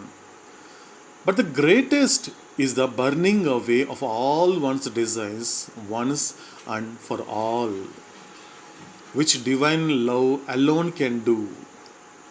As there is never any show about divine love. This burning in love is always without smoke. That means without a show.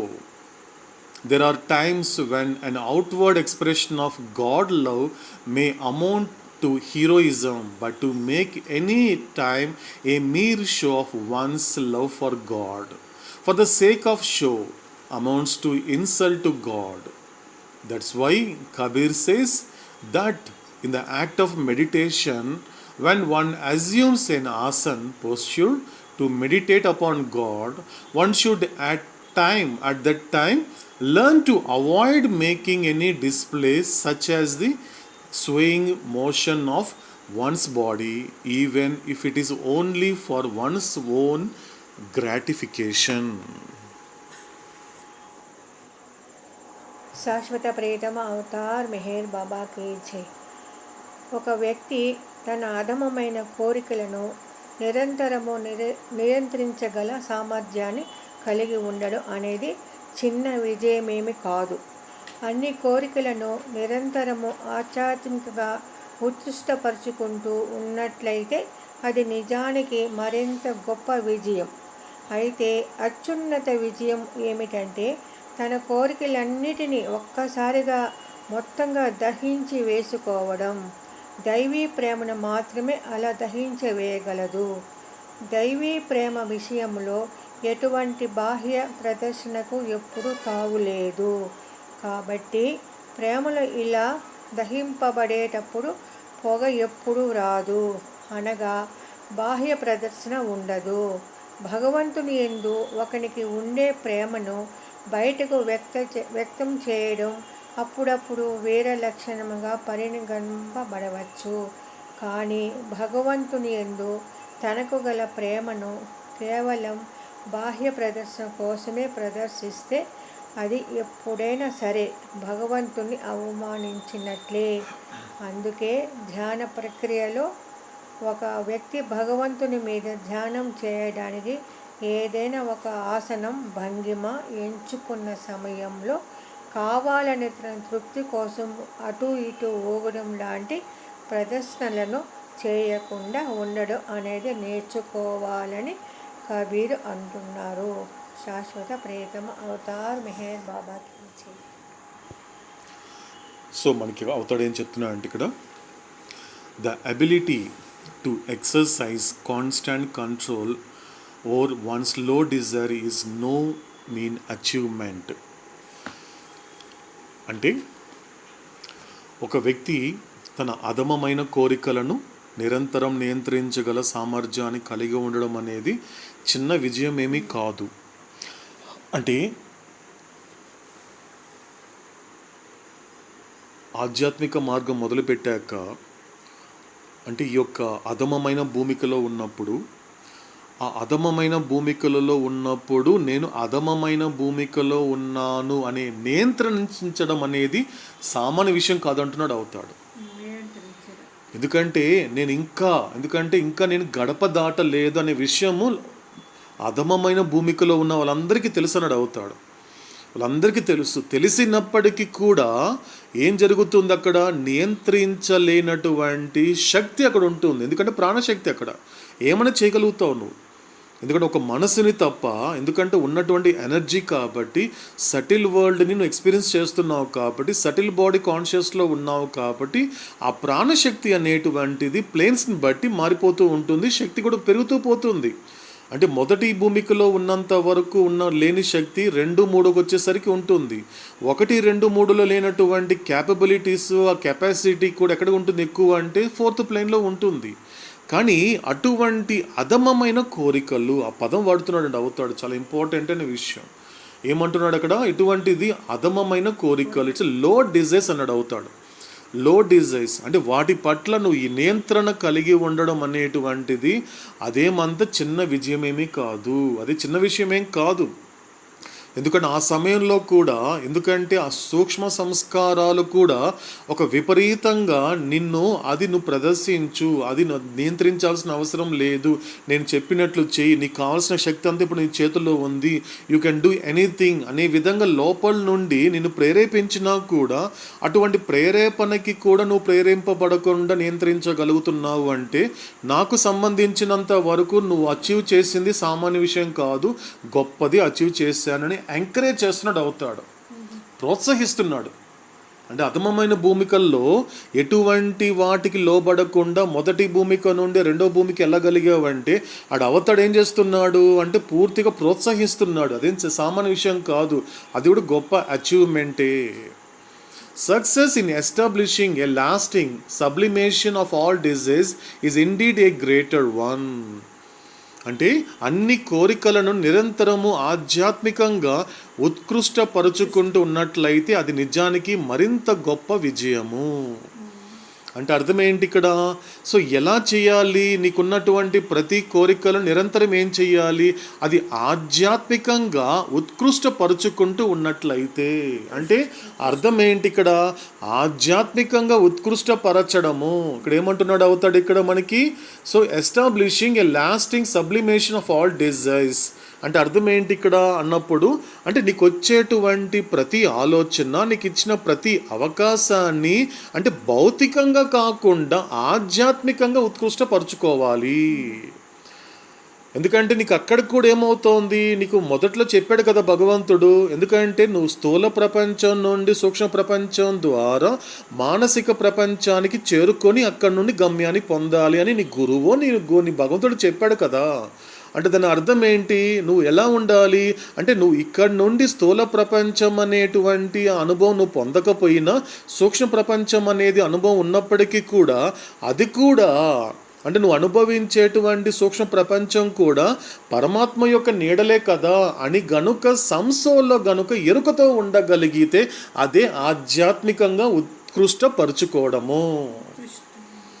కేవలం most సోల్గా ఉన్నప్పుడు నీకు తెలియదు కదా, ఎందుకంటే తెలుసుకున్నావు. ఏం తెలుసుకున్నావు? ఈ 3 ప్రపంచాలు అనేటువంటిది పరమాత్మ యొక్క నీడలు. సో అదేవిధంగా నాకున్నటువంటి 3 శరీరాలు నా ఆత్మ యొక్క నీడలని తెలుసుకున్నావు కదా. తెలుసుకునే కదా ఆధ్యాత్మిక మార్గం మొదలుపెట్టావు. మొదలుపెట్టిన తర్వాత ఎప్పుడైతే నువ్వు సంసోలుగా వచ్చిన తర్వాత మళ్ళీ నువ్వు సూక్ష్మ శరీరం యొక్క ఎరుకల్లో నువ్వు గనక ప్రలోభపడితే మళ్ళీ సూక్ష్మ ప్రపంచంలో మళ్ళీ ప్రలోభానికి గురేవంటే మాత్రం అక్కడ నియంత్రణ లేకుండా చేసుకుంటావు.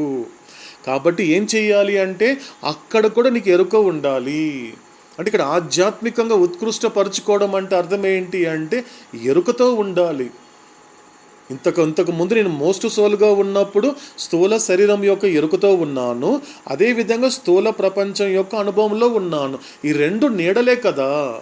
అదేవిధంగా సంసోల్కి వచ్చినటువంటి నువ్వు అనుభవించేటువంటి సూక్ష్మ ప్రపంచం కావచ్చు, ఎరుకలో ఉన్నటువంటి సూక్ష్మ శరీరం కావచ్చు, ఈ 2 కూడా మళ్ళీ నీడలే కదా అని ఎరుకతో ఉండడమే ఆధ్యాత్మికంగా ఉత్కృష్టపరుచుకోవడము. ఇది ఇట్స్ గ్రేట్నెస్ ఆఫ్ కంట్రోల్ అంటాడు అవుతాడు.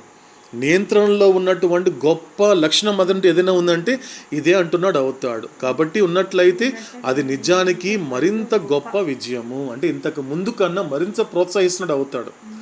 ఇంతకు ముందు నువ్వు అచీవ్ చేసిన సామాన్య విషయం కాదురా, దాంతో పాటు కూడా ఇది కూడా ఒక రకంగా చెప్పాలంటే విజయమే అంటున్నాడు అవుతాడు. సో అంటూ మళ్ళీ ఏం చెప్తున్నాడు అవుతాడు?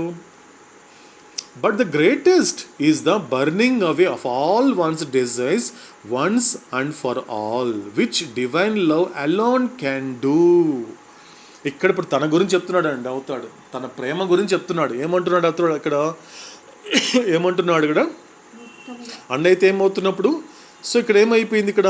అయితే అత్యున్నత విజయం ఏమిటంటే తన కోరికలన్నిటినీ ఒక్కసారిగా మొత్తంగా దహించి వేసుకోవడము.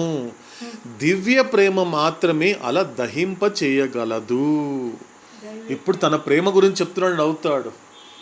ఏ ప్రేమ గురించి అయితే అవతారుడు అనేక సందర్భాల్లో చెప్పడం జరిగిందో అటువంటి ప్రేమ గురించి చెప్తున్నాడు. ఎటువంటి ప్రేమ అది? ఆదుకునే ప్రేమ. నాకు తెలిసిన ప్రేమ ఎటువంటిది? అనుకునే ప్రేమ. నేను అనుకుంటూనే ఉంటాను, ఎందుకంటే ఇది పూర్తిగా ఊహకి సంబంధించింది, ఇమాజినేషన్కి సంబంధించింది. కానీ ఇప్పుడు ఎటువంటి ప్రేమ గురించి చెప్తున్నాడు అవుతాడు అంటే దివ్య ప్రేమ గురించి. అంటే అవతారుడు తన ప్రేమ గురించి చెప్తున్నాడు. ఎటువంటి ప్రేమ అది? ఆదుకునే ప్రేమ. కాబట్టి అసలైనటువంటిది చూడండి, 3 స్టేజెస్ చెప్తున్నాడు అవుతాడు. మొదటి స్టేజ్లో ఏంటి అని ఏం చెప్పాడు? నీకు గనుక అధమమైనటువంటి కోరికల పట్ల నీకు ఒక నిత్యమైనటువంటి నియంత్రణ సాధించడం అనేది గొప్ప అచీవ్మెంటే. అక్కడి నుంచి సెకండ్ స్టేజ్కి ఎలా వచ్చాడు అవుతాడు? ఏం చెప్తున్నాడు సెకండ్ స్టేజ్కి వచ్చేసరికి? కానీ అన్ని కోరికలను అన్నీ కూడా ఏ విధంగా ఉత్కృష్టపరచుకోవాలి? నువ్వు ఆధ్యాత్మికంగా ఉత్కృష్టపరచగలిగితే అది గొప్ప విజయము. కానీ థర్డ్ స్టేజ్కి వచ్చాక ఏమంటున్నాడు? అత్యున్నతమైనటువంటి విజయము. ఏమంటున్నాడు? గ్రేటెస్ట్ అంటున్నాడు అవుతాడు. ఇంతవరకు అచీవ్మెంట్ అన్నాడు, ఇంతవరకు గుడ్ అన్నాడు, గ్రేట్ అన్నాడు. ఇది మాత్రం గ్రేటెస్ట్ అంటున్నాడు అవుతాడు. గ్రేటెస్ట్ అంటే ఏంటి? చాలా గొప్పది. నిజమైన గొప్పది ఏంటి అంటే ఇటువంటి ఆ కోరికలని తీర్చుకోవడము, లేకపోతే కోరికలని నియంత్రించడంతో పాటుగా ఏం చెయ్యాలి? వాటిని ఏం చెయ్యాలి? దహనం చేయమంటున్నాడు అవుతాడు. మొత్తాన్ని నీకున్నటువంటి ఏ కోరిక మిగిల్చుకోకుండా. అంటే ఇక్కడ ఒక చిన్న లాజిక్ ఎంత గొప్పగా ఉంటుందంటే అవుతాడు చెప్పిన మాట. ఏమంటాడు అవుతాడు? సాధారణంగా ఆధ్యాత్మిక మార్గంలో ఇంతవరకు ప్రపంచంలో విననటువంటి మాట అన్నాడు అవుతాడు.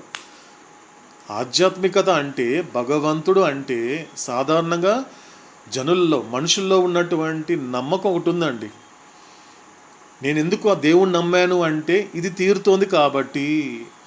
ఆ గురుని ఎందుకు నమ్ముకున్నాను? ఇది తీరుతోంది కాబట్టి అంటాడండి. సాధారణంగా ఆధ్యాత్మికతగా పిలువబడే ఆధ్యాత్మికతలో నిజానికి అది ఆధ్యాత్మికత కాదని మెహర్ బాబా చెప్పాడు. కాబట్టి ఆధ్యాత్మికతగా పిలువబడే ఆధ్యాత్మికతలో మనకి గతంలో 2 విషయాలు చెప్పాడండి అవుతాడు. 2 ప్రక్రియలు చెప్పాడు. ఏంటి ఆ 2 ప్రక్రియలు అండి?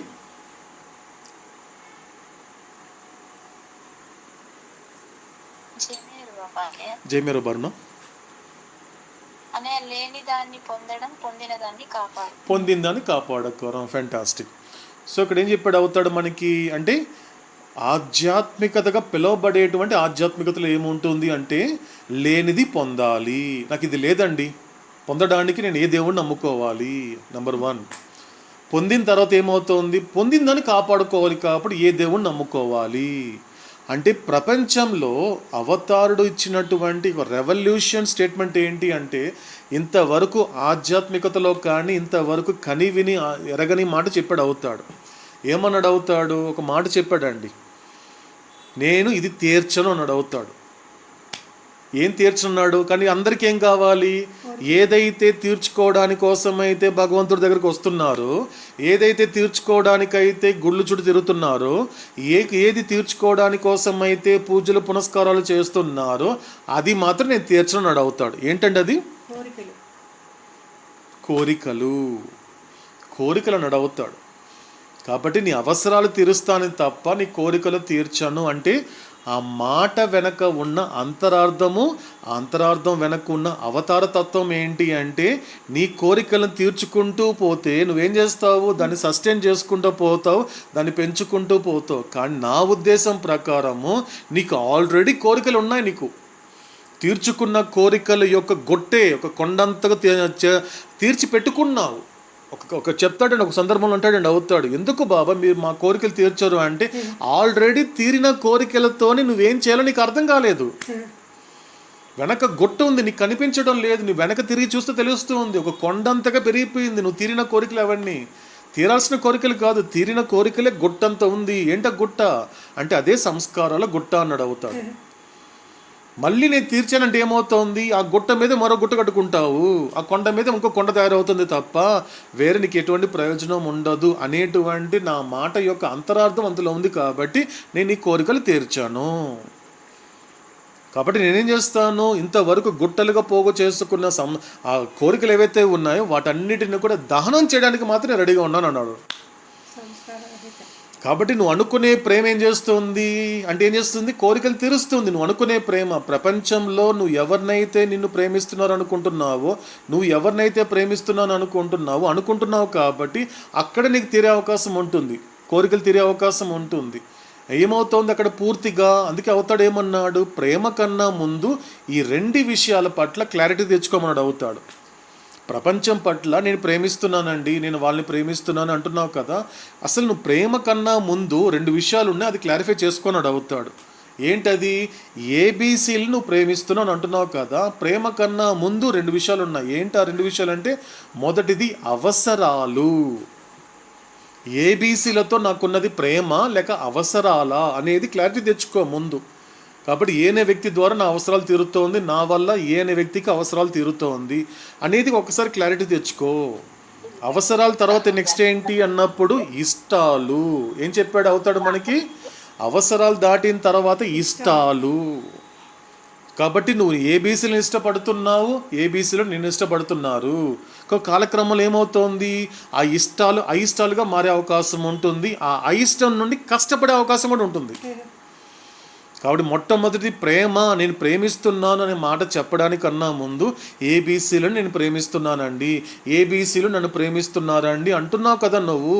కానీ ఆ ప్రేమ కన్నా ముందు మొట్టమొదటిగా ఈ రెండు విషయాల్లో క్లారిటీ తెచ్చుకో. మొదటిది అవసరాలు. కాబట్టి ఏబీసీలతో నిజానికి నాకు అవసరాలు ఉందా, లేకపోతే నా పట్ల ఏబీసీలకి అవసరాలు ఉన్నాయా అనేది ఒక క్లారిటీ తెచ్చుకో అంటున్నాడు అవుతాడు. రెండోది ఏంటి, ఇష్టాలు. నిజానికి ఇష్టపడుతున్నావా లేకపోతే అది కూడా అవసరాలా తెలుసుకో. అంటే ప్రేమ కన్నా ముందు ఏం తెలుసుకోవాలి, అవసరాలు, తర్వాత ఇష్టాలు, ఆ తర్వాత మాట్లాడు ప్రేమ. అది కూడా నీకు సంబంధించిన ప్రేమ, అనుకునే ప్రేమ. ఆ అనుకునే ప్రేమకి అతీతమైనది అవతాడు ఇప్పుడు చెబుతున్నటువంటి దివ్య ప్రేమ. అంటే అవసరాలు కానీ ఇష్టాలు కానీ అనుకునే ప్రేమ ఏం చేస్తుంది అంటే, ఈ కోరికలని మరింతగా దాని కోరికలు తీర్చుకోవాలి. వాళ్ళ సంతృప్తి ఎలా ఉంటుంది, ఈ మూడిటిని నమ్ముకున్నటువంటి జీవుడి పరిస్థితి ఎలా ఉంటుంది అంటే, తీరినటువంటి కోరికలతో సంతృప్తి పడతాడు, తీరని కోరికలతో అసంతృప్తిగా ఉంటాడు. ఎంత గొప్పగా చెప్తున్నాడు చూడండి అవుతాడు. ఏమంటున్నాడు, వీడి పరిస్థితి ఎలా ఉంటుందో తెలుసా, దివ్య ప్రేమని మర్చిపోయిన వాడు, భగవంతుడి ప్రేమని మర్చిపోయిన వాడి యొక్క స్థితి ఎలా ఉంటుంది అంటే, కేవలము ఈ యొక్క అవసరాలు, రెండోది ఇష్టాలు, మూడోది అనుకునే ప్రేమకి లోబడినటువంటి ఆ భ్రాంతికి లోబడిన వాడి పరిస్థితి ఎలా ఉంటుంది అంటే, సో తీరినటువంటి కోరికలతో సంతృప్తిగా ఉంటాడు. పోనీ అదేమైనా కాన్స్టెంట్గా ఉంటుందంటే ఉండదు, మళ్ళీ బాధ. ఏంటి, ఇంకా తీరాల్సిన కోరికలు ఉన్నాయి కదా అంటాడు. అందుకు అవతాడేమన్నాడు అంటే, ఇది నీ పరిస్థితి, నీ జన్మంతా ఇలాగే గడుపుతున్నావు కాబట్టి, అజ్ఞానంలో గడుపుతున్నావు కాబట్టి నేను ఒక్కటే స్టేట్మెంట్ ఇచ్చాను, నేను నీ కోరికలు తీర్చను. దాని వెనక అర్థం ఏంటి అంటే, ఇంత అర్థం ఉందండి, ఇంత అర్థం చెప్తున్నాడు అవుతాడు. కాబట్టి ఎందుకు తీర్చను అంటే, తీర్చను, ఆల్రెడీ తీరిన కోరికలే అనాది కాలంలో నువ్వు తీర్చుకుంటూ వస్తున్నావు. నీ వెనక అజ్ఞానంగా ఉంది, అవే కోరికల రూపంలో ఉన్నటువంటి సంస్కారాలు. అంటే నీ కోరికలు తీరిస్తే ఏం జరుగుతుంది అంటే మరిన్ని ఆ సంస్కారాన్ని పోగు చేసుకుంటావు, పోగు చేసుకున్న దాన్ని ఖర్చు పెట్టలేవు, అందుకు నేను నీ కోరికలు తీర్చను. కాబట్టి నేనేం చేస్తున్నాను, కాబట్టి కోరికల సబ్జెక్ట్ వచ్చేసరికి మాత్రం నేనేం చేస్తానంటే అన్నిటినీ దహనం చేస్తాను. ఆ దహనం చేయడం అనేది ఈ నీ అవసరాలు దహనం చేయదు, నువ్వు ఏబీసీల పట్ల పెంచుకున్న ఇష్టాలు దహనం చెయ్యదు, నువ్వు ఏబీసీల పట్ల ఉన్నటువంటి అనుకునే ప్రేమ కూడా దహనం చెయ్యదు. కానీ అది ఇంకా మరొక బీజం వేస్తుంది, అది అలాగే పెట్టుకుంటుంది తప్ప అది ఎక్కడ దహనం చెయ్యదు. అలా దహనం చేసే శక్తి, సామర్థ్యము కేవలం నా ప్రేమకే ఉందన్నాడు అవుతాడు. అది అంటున్నాడు ఇక్కడ, ఏమంటున్నాడు? సో కాబట్టి అయితే అత్యున్నత విజయం ఏమిటంటే తన కోరికలన్నిటినీ ఒక్కసారిగా మొత్తంగా దహించి వేసుకోవడము. మొత్తంగా అది ఏ కోరిక అయినప్పటికీ కూడా, అన్ని రకాల కోరికల్ని. అంటే అర్థం ఏంటి? ఇలా కోరికలన్నిటిని కూడా, అంటే అసత్యమైన, అనిత్యమైన, అశాశ్వతమైనటువంటి కోరికలన్నిటిని కూడా దహనం చేస్తే ఏమవుతుంది అంటే అక్కడ పుడుతుందండి రియల్ డిజైర్. అప్పుడు పుడుతుంది, అక్కడ స్టార్ట్ అవుతుంది. ఎందుకంటే పూర్తిగా దహింప చేయాల్సినవన్నీ దహించేసిన తర్వాత ఇంకా నువ్వు ఎంత దహిద్దామన్నా ఒక కోరిక దహించదు అక్కడ. అదే నిజమైన కోరిక.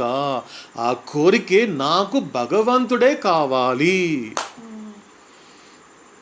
అటువంటి కోరికకు తీసుకొస్తుంది అలా దహించడం వల్ల. ఎందుకంటే నా ప్రేమ వల్ల, నా ప్రేమ మాత్రం అలా దహింప చేస్తుంది. అది ఏది? కేవలం నా ప్రేమ మాత్రమే అంటున్నాడు అవుతాడు ఇక్కడ. కాబట్టి ఏం చెప్తున్నాడు ఇంకా?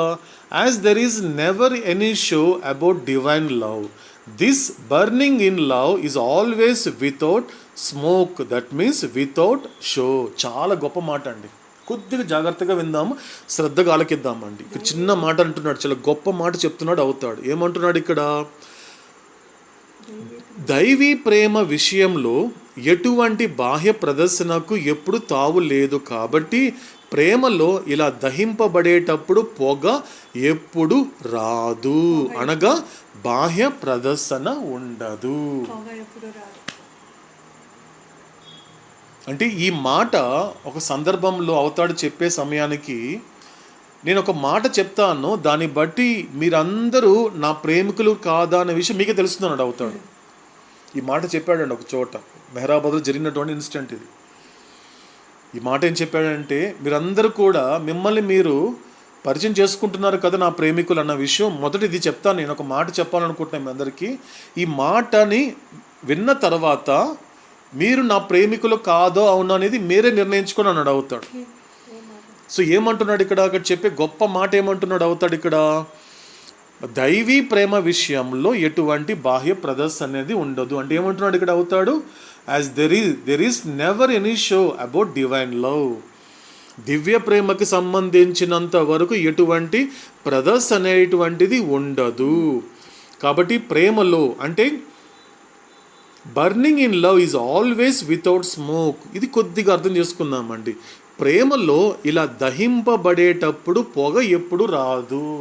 పొగ ఎప్పుడు వస్తుందండి? సాధారణంగా పొగ ఎప్పుడు వస్తుందండి? నిప్పు పెడితే మంట ఉంటే పొగ వస్తుంది.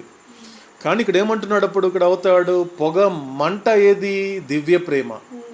దివ్య ప్రేమ అనేటువంటి మంట రగులుతున్నప్పుడు అందులో నుండి సాధారణంగా ప్రపంచంలో మనం గనక ఒక దీపము నిప్పు వెలిగిస్తే పొగొస్తుందండి, ఖచ్చితంగా పొగొస్తుంది. ఎందుకంటే ఎక్కడో ఒక చోట దూరం నుండి పొగొస్తుంది అంటే అక్కడ ఎవరో నిప్పు పెట్టినట్టున్నాడు అనిపిస్తోంది. మనకేం కనిపిస్తుంది? నిప్పు కనపడకపోవచ్చేమో కానీ పొగ కనిపిస్తుంది దూరం నుండి. దాన్ని బట్టి ఏం అర్థమవుతుంది? ఓహో, అక్కడ ఎవరో నిప్పు పెట్టినట్టున్నారు అనిపిస్తుంది. కానీ అలాంటిది కాదు దివ్య ప్రేమలో అని అడుగుతాడు. ఈ దివ్య ప్రేమలో మంట ఉంటుందే తప్ప తగలపడిపోవడం ఉంటుంది తప్పించి తగలబడుతున్నట్లు ఆ సింటమ్ ఇండికేషన్ అనేటువంటి పొగ మాత్రం రాదు. అంటే ఇక్కడ పొగని ప్రదర్శనతో పోల్చాడు అవుతాడు. ఎంత గొప్పగా చెప్పాడు చూడండి. ప్రపంచంలో మంట పెడితే నీకు ఖచ్చితంగా పొగ వస్తుంది, 100% వస్తుంది ఖచ్చితంగా. ఎందుకంటే అది అది అది అది అది దానికి ఉన్నటువంటి లక్షణం, అది అగ్నికి ఉన్నటువంటి లక్షణము. దాంతోపాటు నీకు పొగ అనేది వస్తుంది. కానీ నా దివ్య ప్రేమ అలాంటిది కాదు. నీ కోరికలన్నీ కూడా ఎప్పుడైతే నా ప్రేమలో దహింపబడుతోందన్న విషయం ప్రేమికుడు కూడా తెలియదు అవుతాడు. వాడికి కూడా తెలియదు, అది అతనికి కూడా తెలియదు, అది తను దహింపబడుతున్నాడు, ఇంత జరుగుతోంది అనేది కూడా అతడు బయట ప్రదర్శించాడు. ఇప్పుడు చెప్పండి, మీరందరూ బయట నా ప్రేమికులు అని చెప్పుకుంటున్నారు కదా, ఎంతమంది ప్రేమికులు ఉన్నారు? చేతులు ఎత్తనే ఉన్నాడు, ఎవరు చేయట్లేదు. అంటే షో అనేది ఉండదు అంటున్నాడు అవుతాడు. తను ప్రదర్శించుకోవాల్సిన అవసరం ఏముండదు ఇక్కడ.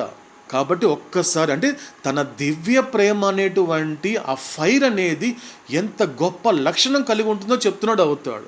కాబట్టి ఎటువంటి ప్రదర్శన అనేటువంటిది ఉండదు అంటూ ఏం చెప్తున్నాడు అవుతాడు ఇంకా మళ్ళీ, without show there are times when in outward expression of love God love may amount to the heroism, but to make any time a mere show of one's love for God for the sake of show and amounts to an insult to God అంటున్నాడు అవుతాడు. అంటే ఏమంటున్నాడు, ఒకవేళ అలా ప్రదర్శన చేస్తే అంటే ఇప్పుడు దేని గురించి చెప్తున్నాడు అవుతాడు అంటే, గతంలో చెప్పాడు కదండి, యోగి గురించి చెప్పాడు.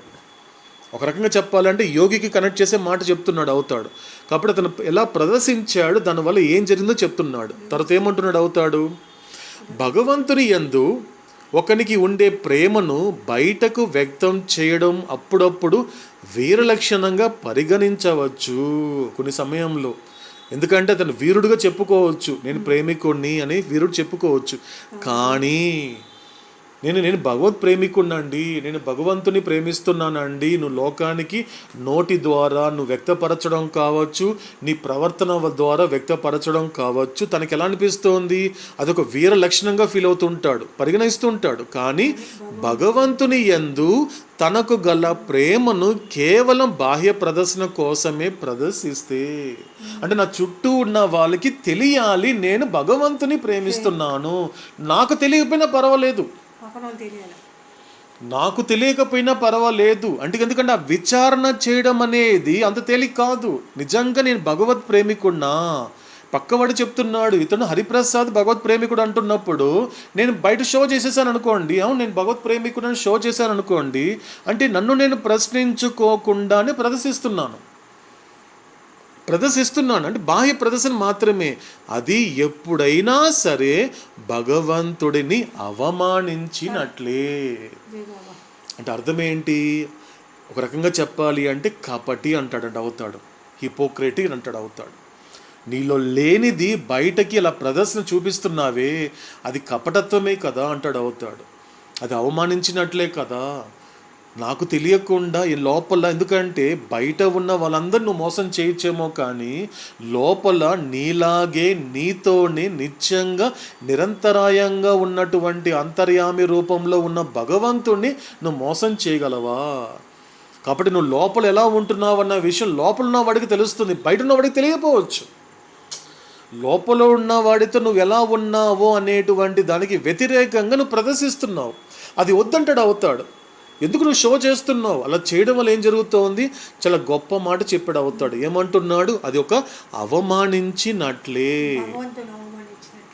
భగవంతుని అవమానించినట్లే అంటున్నాడు అవుతాడు. కాబట్టి అందుకే ధ్యాన ప్రక్రియ అంటే ఏంటి? ఇక్కడ ఒక వ్యక్తి భగవంతుడి మీద ధ్యానం చేయడానికి ఏదైనా ఒక ఆసనం ఎంచుకున్న సమయంలో కావాలని తన తృప్తి కోసం అటు ఇటు ఓవడం లాంటి ప్రదర్శనలను చేయకుండా ఉండడం అనేది నేర్చుకోవాలని కబీర్ అంటున్నాడు. ఎంత గొప్ప పాఠం చెప్తున్నాడు అండి కబీర్. అవతాడు సాక్షాత్ అవతార పురుషుడే. కబీర్ ఏం చెప్తున్నాడు, ఏం నేర్చుకోమని చెప్తున్నాడు అనేది గుర్తు చేస్తున్నాడు అండి. ఏమంటున్నాడు ఇక్కడ, ఎలా అర్థం చేసుకోవాలి ఈ మాటని? ఇంకొకసారి రిపీట్ చేసుకుందాం.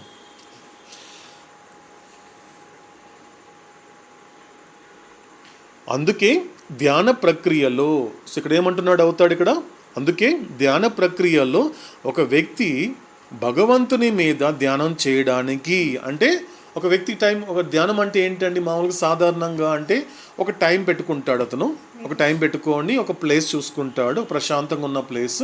కాబట్టి ఆ టైం నుంచి ఎప్పటి వరకు ధ్యానంలో ఉండాలి అనేది కూడా అతను ముందుగా నిర్ణయించుకొని ఏం చేస్తాడు, ఒక భంగిమ, ఒక ఆసనం ఉంటాడు, కూర్చోవడమో లేకపోతే ఏదో ఒక విధమైనటువంటి తనకు అనుకూలమైనటువంటి ఆసనంలో కూర్చుంటాడు.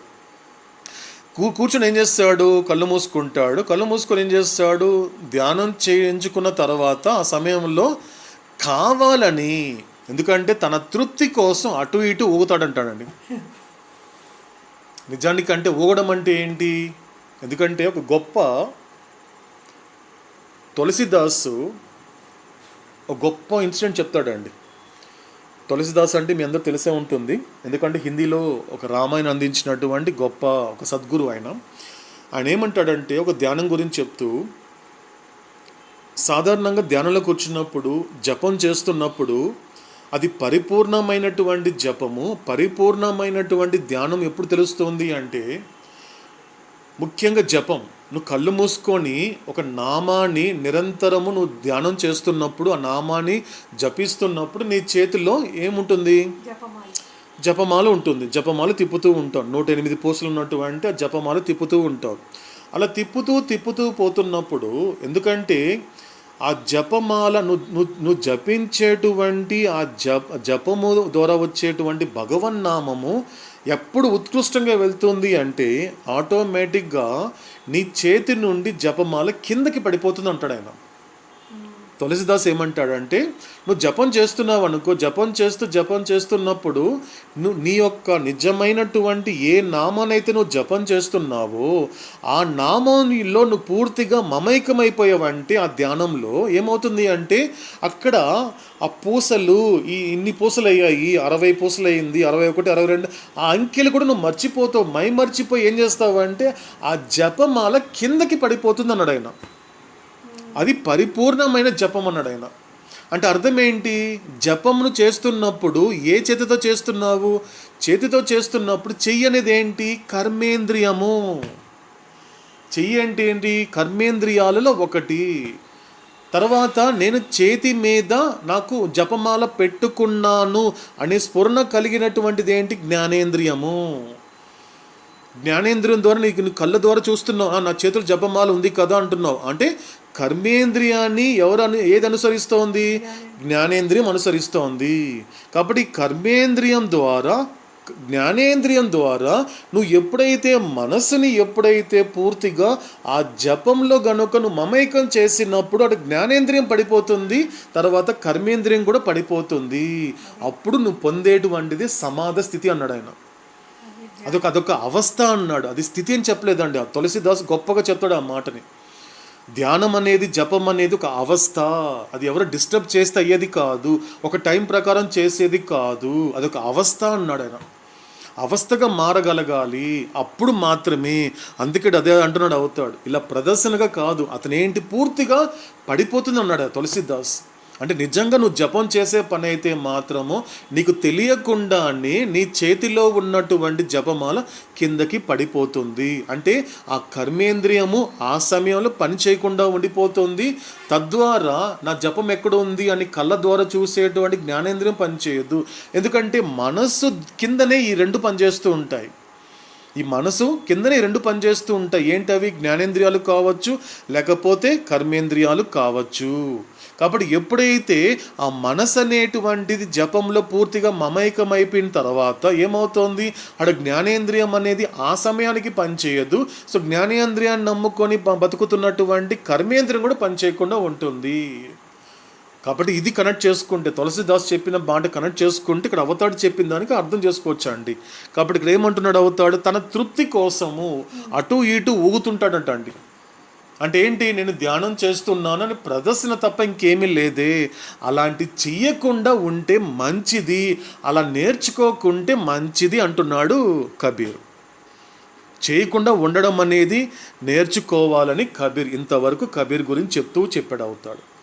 కాబట్టి అలా చేయకూడదు, ఎందుకంటే ప్రదర్శన చేయకూడదు. ఎందుకంటే కబీర్ అదే అంటాడు ఒక చోట. ఏమంటాడు ఈ విధంగా? చేత తిరుగును జపమాలిక, చేత తిరుగును జపమాలిక, నోట తిరుగును నాలుక. చేత తిరుగును జపమాలిక, నోట తిరుగును నాలుక. ఏ భగవంతుడి మీద ధ్యానం చేసేటువంటి ఓ మనసా నువ్వు ఎక్కడా అన్నాడు కబీర్. అయిపోయాయి. చేతులు ఏం తిరుగుతోంది? జపమాల మాత్రమే తిరుగుతోంది. నోట్లో ఏం తిరుగుతోంది? నాలిక మాత్రమే తిరుగుతోంది. కానీ ఏ మనసు అయితే భగవంతుడి మీద పెట్టాలో అది కళ్ళు తెరుచుకొని లేకపోతే కళ్ళు మూసుకొని ప్రపంచమంతా పరిభ్రమిస్తోంది. ఇది ధ్యానమా, ఇది జపమా అని ప్రశ్నించాడు లోకాన్ని కబీర్. అందుకే స్టార్టింగ్ చెప్పాడు మనకు అవుతాడు అంటే చెప్పాల్సిన విషయాల్ని ఏమాత్రం సంకోచించకుండా చెప్పాల్సిన విషయాల్ని అంటే నిర్భయంగా చెప్పాడు కబీరు. ఎందుకంటే ఆ తత్వం అందుకున్న వాళ్ళు కొద్ది మందే కాబట్టి. సో ఇది చెప్పాడు మనకి అవతాడు చెప్పినటువంటి మాట కాబట్టి అనేది నేర్చుకోవాలి అని మనకి కబీర్ అంటాడు. సో తర్వాత మనకి అవతాడు ఏం చెప్పబోతున్నాడు అనేటువంటి విషయాన్ని మనము అంజప్ప గారు మరియు అక్కమ్మ గారి ద్వారా ఆలకిద్దామండి.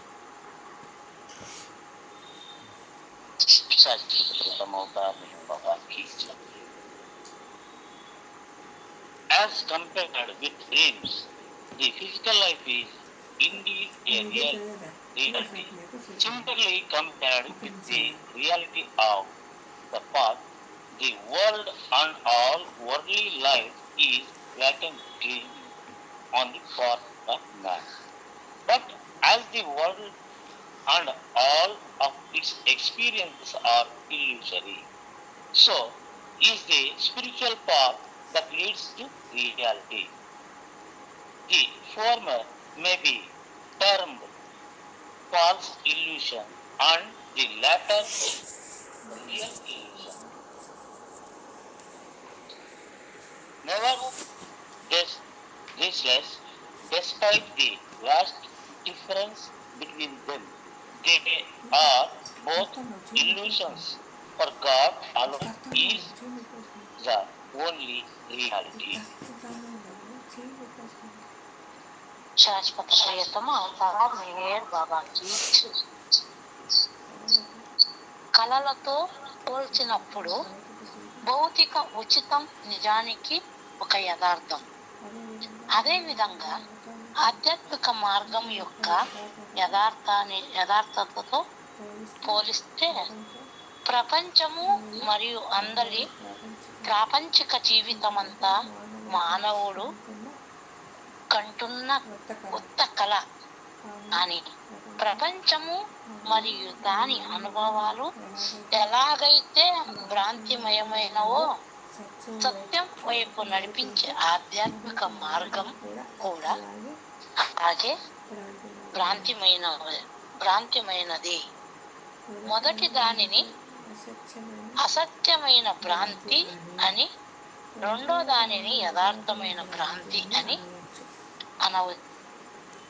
అయినప్పటికీ ఈ రెండిటి మధ్య తీవ్రమైన వ్యత్యాసం ఉన్నా కూడా ఈ రెండు భ్రాంతులే. ఎందుకంటే భగవంతుడు ఒక్కడే ఏకైక సత్యము. శాశ్వత ప్రియతమ అవతార్ మెహర్ బాబాకి. సో అవుతాడు కంటిన్యూ చేస్తూ ఏమంటున్నా అంటే ఇంకా as compared with the dreams, the physical life is indeed a reality. కళలతో పోల్చినప్పుడు భౌతిక జీవితం అనేది ఒక యథార్థం.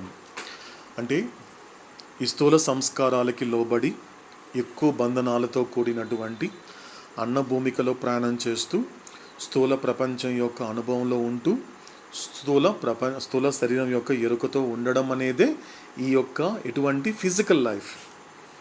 భౌతిక జీవితం అంటే ఇది ఎప్పటికీ ఎలాంటిది విషయంలో ఈ మోస్ట్ సోల్స్కి ఇది మాత్రమే నిజం అంటున్నాడు అవుతాడు.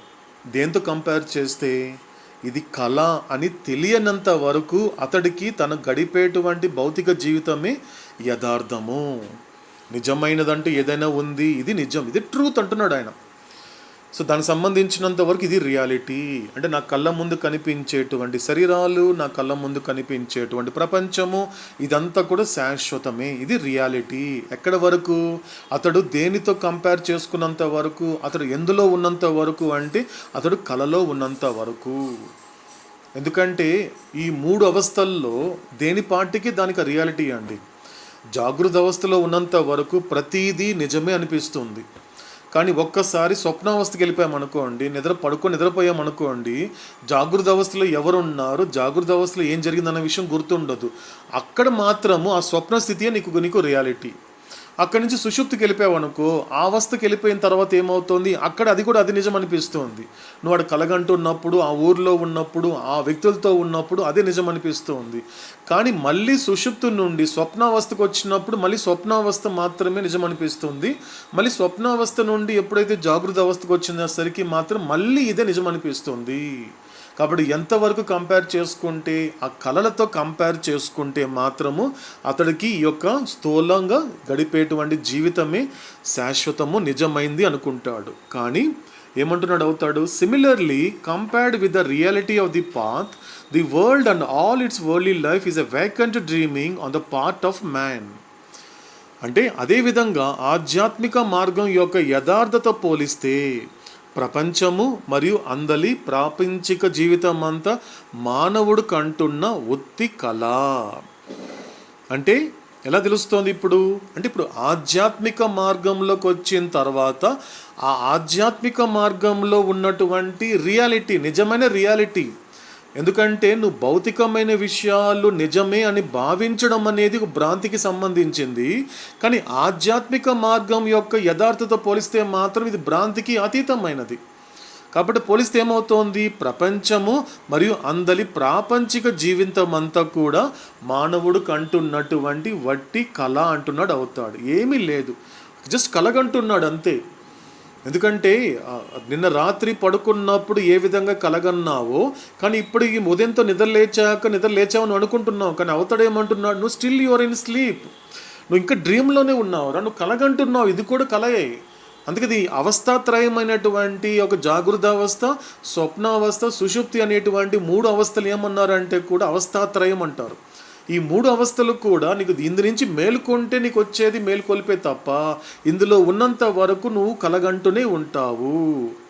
కాబట్టి చెప్తూ ఏమంటున్నాడు అవుతాడు ఇంకా, so but as the world and all its experiences are illusory, so is the spiritual path that leads to reality. కానీ ప్రపంచము మరియు ప్రాపంచికమైనటువంటి దాని అనుభవాలు ఎలాగైతే భ్రాంతిమయమై ఉన్నాయో, సత్యం వైపుకి నడిపించేటువంటి ఆధ్యాత్మిక మార్గం కూడా అలాగే భ్రాంతిమయమైనది. ఇదేంటండి, ప్రపంచం వరకు భ్రాంతి సరే, అదేంటి సత్యం వైపు తీసుకెళ్తున్నప్పుడు కూడా అది కూడా భ్రాంతి అంటే ఇక్కడ ఉంటుందండి అసలైన గొప్ప మాట. అవుతాడు చెప్పేటువంటి అనేక గొప్ప మాటల్లో నిజంగా ఎంత దురదృష్టము అంటే, అవుతాడు అదే అంటాడు కొన్ని చోట్ల, నేను చెబుతున్నప్పుడు నా తత్వాన్ని అర్థం చేసుకోనంత వరకు ఒక రకమైనటువంటి స్థితిలో మీరు ఉంటారు. కానీ నేను ఎప్పుడైతే నేను చెప్పే మాటని గనుక మీరు శ్రద్ధగా ఆలకించి దాంతో మీరు కనెక్ట్ కాగలిగితే ఏది నిజము ఏది అబద్ధము అనేటువంటి ఒక వివేకం అనేది మీలో జనిస్తుందన్నాడు అవుతాడు. ఇక్కడ కూడా అదే చెప్తున్నాడు. చూసారు, ఇంకోసారి రిపీట్ చేసుకుందామండి. ఏమంటున్నాడు అవుతాడు, సో ఈ భౌతికానికి సంబంధించినంత వరకు అతడు కళలతో పోల్చుకున్నాడు అనుకోండి, అతను ఏమనుకుంటాడు, తనకున్నటువంటి భౌతికమైనటువంటి ఇదంతా ఎలా సందర్భతోంది, ఇదంతా ఎలా జరుగుతోంది, ఇదంతా కూడా స్థూల సంస్కారముల వలన జరుగుతోంది. ఇదంతా కూడా అంటే స్థూల సంస్కారముల నుండి వచ్చినటువంటి ఎక్కువ బంధనాలు కలిగి ఉండడం వలన అన్నభూమిక మీద ప్రయాణం చేయడం వలన ఏ స్థూల ప్రపంచం యొక్క అనుభవం పొందుతున్నాడో, ఎటువంటి స్థూల శరీరం యొక్క ఎరుకలో ఉంటున్నాడో, అతడికి తన కళ్ళ ముందు కనిపించే మిగతా శరీరాలు, అతడికి కనిపించేటువంటి స్థూల ప్రపంచం అనేది నిజం అనుకుంటాడు. అతనితో కంపేర్ చేస్తే దేంతో, కళలతో. కానీ ఏం జరుగుతుంది ఇక్కడ మామూలుగా ఈ విషయం ఇక్కడికి వచ్చేసరికి ఏమవుతోంది, కానీ ఆధ్యాత్మిక మార్గానికి వచ్చేసరికి మాత్రము నిజానికి ఈ మనిషి ఇంకా నిద్రపోతూనే ఉన్నాడు. కానీ ఇంకోటి ఏమంటున్నాడు, but as the world and all its experiences are illusory. కానీ ఈ ప్రపంచానికి సంబంధించినటువంటి ప్రతి అనుభవం కూడా భ్రాంతిమయమే.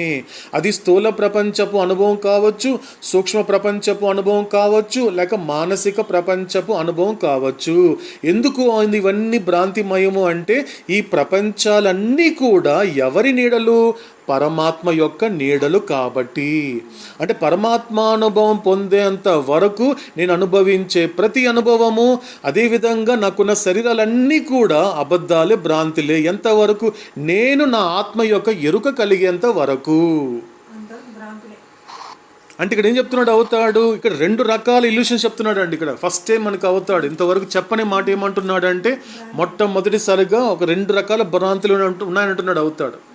ఎటువంటి భ్రాంతులు అది అంటే ఏమంటున్నాడు ఇక్కడ అవతాడు?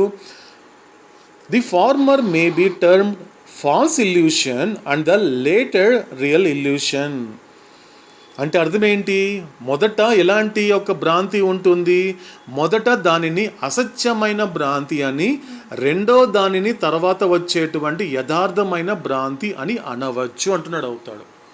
ఇదేంటండి? భ్రాంతులు 2 రకాలు ఉన్నాయి. మళ్ళీ కన్ఫ్యూజన్ కాదండి, క్లారిటీ తెచ్చుకోవాలి. ఇక్కడ కన్ఫ్యూజన్ అవ్వకూడదండి, క్లారిటీ తెచ్చుకోవాల్సిన మాట.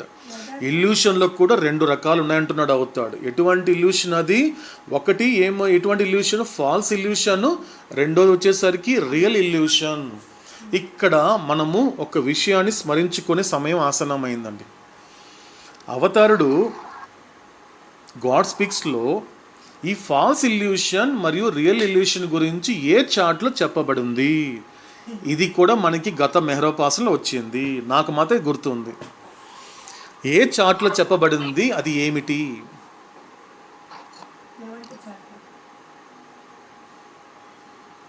కొద్దిగా స్మరించుకుందాం. గతంలో జరిగినటువంటి ఒక మెహరోపాసనానికి సంబంధించిన ప్రశ్న కాబట్టి, గాడ్ స్పీక్స్లో ఉన్నటువంటి ఏ చార్ట్లో అవతారుడు ఈ ఫాల్స్ ఇల్యూషన్ గురించి, ఈ రియల్ ఇల్యూషన్ గురించి వివరించి ఒక డయాగ్రామ్ రూపంలో చెప్పడం జరిగింది? అది ఏ డయాగ్రామ్, ఏ చార్టు?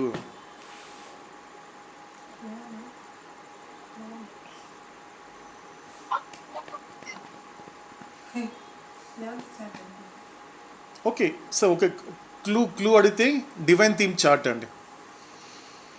మనందరూ చేసిన ప్రయాణమే డివైన్ థీమ్ చార్ట్స్లో ఈ రెండింటి గురించి అవుతాడు చెప్పాడు.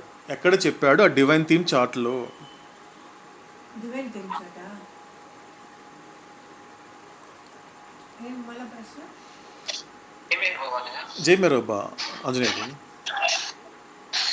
అసెండింగ్ అండ్ డిసెండింగ్ అన్న. ఫ్యాంటాస్టిక్. చార్ట్ నెంబర్ 9లో మనకి కనిపిస్తుంది. చార్ట్ నెంబర్ 9లో మనకి అక్కడ కనిపించేటువంటి డెసెంట్ కనిపిస్తుంది. డెసెంట్ అంటే ఏంటి? ఈ స్టోన్ నుంచి అప్ టు యానిమల్ దాకా ఉన్నటువంటి గ్రాస్ వరల్డ్కి కనెక్ట్ అయ్యి ఉన్నంత వరకు అది ఎటువంటి ప్రాసెస్ అంటే డెసెంట్ అని చెప్పాడు అవుతాడు. That is false illusion. అంటే అర్థం ఏంటి అంటే దీనికి 2 కేటగిరీ ఎందుకు చెప్పాడు అంటే ఒక్కసారి ఆ చార్ట్తో కనెక్ట్ చేసుకుంటే అర్థమవుతుంది. అంటే అర్థం ఏంటి? ఫాల్స్ ఇల్యూషన్, రియల్ ఇల్యూషన్ అంటే నిజానికి 2 లేవు, ఉండేది ఒకటే. అంటే ఫస్ట్ ఉన్నటువంటి డెసెంట్గా పిలువబడేటువంటి ఆ ప్రాసెస్లో అక్కడ మాత్రము అసత్యమైన భ్రాంతి ఉంది. కానీ అదే భ్రాంతి, అదే అసత్యమైన భ్రాంతి, అదే డెసెంట్ రూపంలో ఉన్నటువంటి అసత్యమైనటువంటి భ్రాంతి మానవ రూపంలోకి వచ్చేసరికి, అంటే రీఇన్కార్నేషన్కి వచ్చేసరికి, ఎప్పుడైతే అది సటిల్ వరల్డ్కి కనెక్ట్ అయినప్పుడు, అంటే గ్రాస్ వరల్డ్ నుంచి విడిపడి సటిల్ వరల్డ్కి క్రియేట్ అయ్యేలాగా ఎక్కడికి అది జర్నీ చేస్తుందో, అన్వైండింగ్ అవుతుందో దానిని అవుతాడు అసెండ్ అని అడుగుతాడు. అసెండ్ అన్నాడు, దానిని రియల్ ఇల్యూషన్ అని అవుతాడు. అంటే అంటే ఎందుకు అంటే అర్థం ఏంటి? దీన్ని ఎలా కొంచెం అర్థం చేసుకోవాలి. అవతాడు చెప్పే మాటని కొంచెం మరింత శ్రద్ధగా ఆలకిస్తే ఇంకో గొప్ప మాట అర్థం అవుతుంది. ఏంటది అంటే, నేను ఇప్పుడు ఉన్నటువంటి 3 కథలు ఏంటండి? ఏం చెప్పాడు? కథలు చెప్పిన 3 కథలు ఏంటి? నిన్నటి నా కథ, నేటి నా కథ, రేపటి నా కథ. సో జరిగిపోయిన నిన్నటి నా కథ అదే ఎవల్యూషన్ ప్రాసెస్, జరుగుతున్న ఇప్పటి నా కథ రీఇన్కార్నేషన్ ప్రాసెస్, అండ్ జరగవలసిన రేపటి నా కథ realization process or involution process. ఇప్పుడు నర్మదా గారు చెప్పినట్లుగా. కాబట్టి ఇప్పుడు ఏం జరిగింది? ఇక్కడ అవతాడు ఫాల్స్ ఇల్యూషన్ అనేది ఎక్కడ చెప్తున్నాడు అంటే, జరిగిపోయిన నిన్నటి నా కథలో నేను ఉన్నప్పుడు అక్కడ నేను దేనికి లోబడి ఉన్నాను అంటే ఈ అబద్ధమైనటువంటి భ్రాంతికి లోబడి ఉన్నాను. అంటే నేను రాతి నుండి జంతువు వరకు వచ్చేంత వరకు నేను భ్రాంతిలో ఉన్న విషయం నాకు తెలియదు. ఒక రాయికి తెలియదు, ఒక రాతికి తాను భ్రాంతిలో ఉన్నానన్న విషయం ఒక రాతికి తెలియదు. నేను భ్రాంతిలో ఉన్నానన్న విషయం ఎవరికి? జంతువు కూడా తెలియదు. కాబట్టి అక్కడ అసలు విషయమే కాదు, అవి తెలుసుకోవాల్సిన అవసరమే లేదు. కానీ అప్పటికీ భ్రాంతి అనేది ఉంది నీతో పాటు. అంటే నువ్వు ఈ సృష్టిలోకి వచ్చినప్పటి నుండి నీ కంటికి కనిపించకుండా భగవంతుడి వద్దకు వెళ్ళకుండా చేసినటువంటి అదృశ్య శక్తి ఏదైనా ఉంది అంటే అదే భ్రాంతి. అప్పుడు నీకు తెలియదు. కానీ ఇక్కడికి వచ్చేసరికి నేను చెప్తున్నాను, నీతో పాటు అంటే ఎక్కడున్నావు నువ్వు జరిగిపోయిన నిన్నటి నీ కథలో కూడా ఎక్కడున్నావు అంటే ఫాల్స్ ఇల్యూషన్లోనే ఉన్నావు. ఎక్కడంటే అది డెసెంట్ అని పిలువబడేటువంటి ప్రాసెస్లో. కానీ ఎప్పుడైతే నువ్వు నీ గురించి నువ్వు తెలుసుకున్నప్పుడు ఇదంతా భ్రాంతి కదా, ఇందులో ఎక్కడ నిజం లేదు కదా, ఒక భగవంతుడు తప్ప, ఈ క్షణం నాతో మాట్లాడుతున్నటువంటి అవతార్ మెహర్ బాబా తప్ప ఇక్కడ మిగతావన్నీ భ్రాంతే కదా, అబద్ధాలే కదా అనేటువంటి ఆ యొక్క గుర్తించగలిగితే నీ జీవితంలో అసెండ్ అనే ప్రాసెస్ స్టార్ట్ అవుతుంది. అంటే ఆధ్యాత్మిక మార్గంలో నువ్వు ప్రయాణించడం మొదలు పెడతావు. అక్కడ మొదలవుతుంది నిజమైనటువంటి భ్రాంతి. దానిని అవుతాడు రియల్ ఇల్యూషన్ అన్నాడు. అవుతాడు రెండు లేదండి, ఒక్కటేనండి.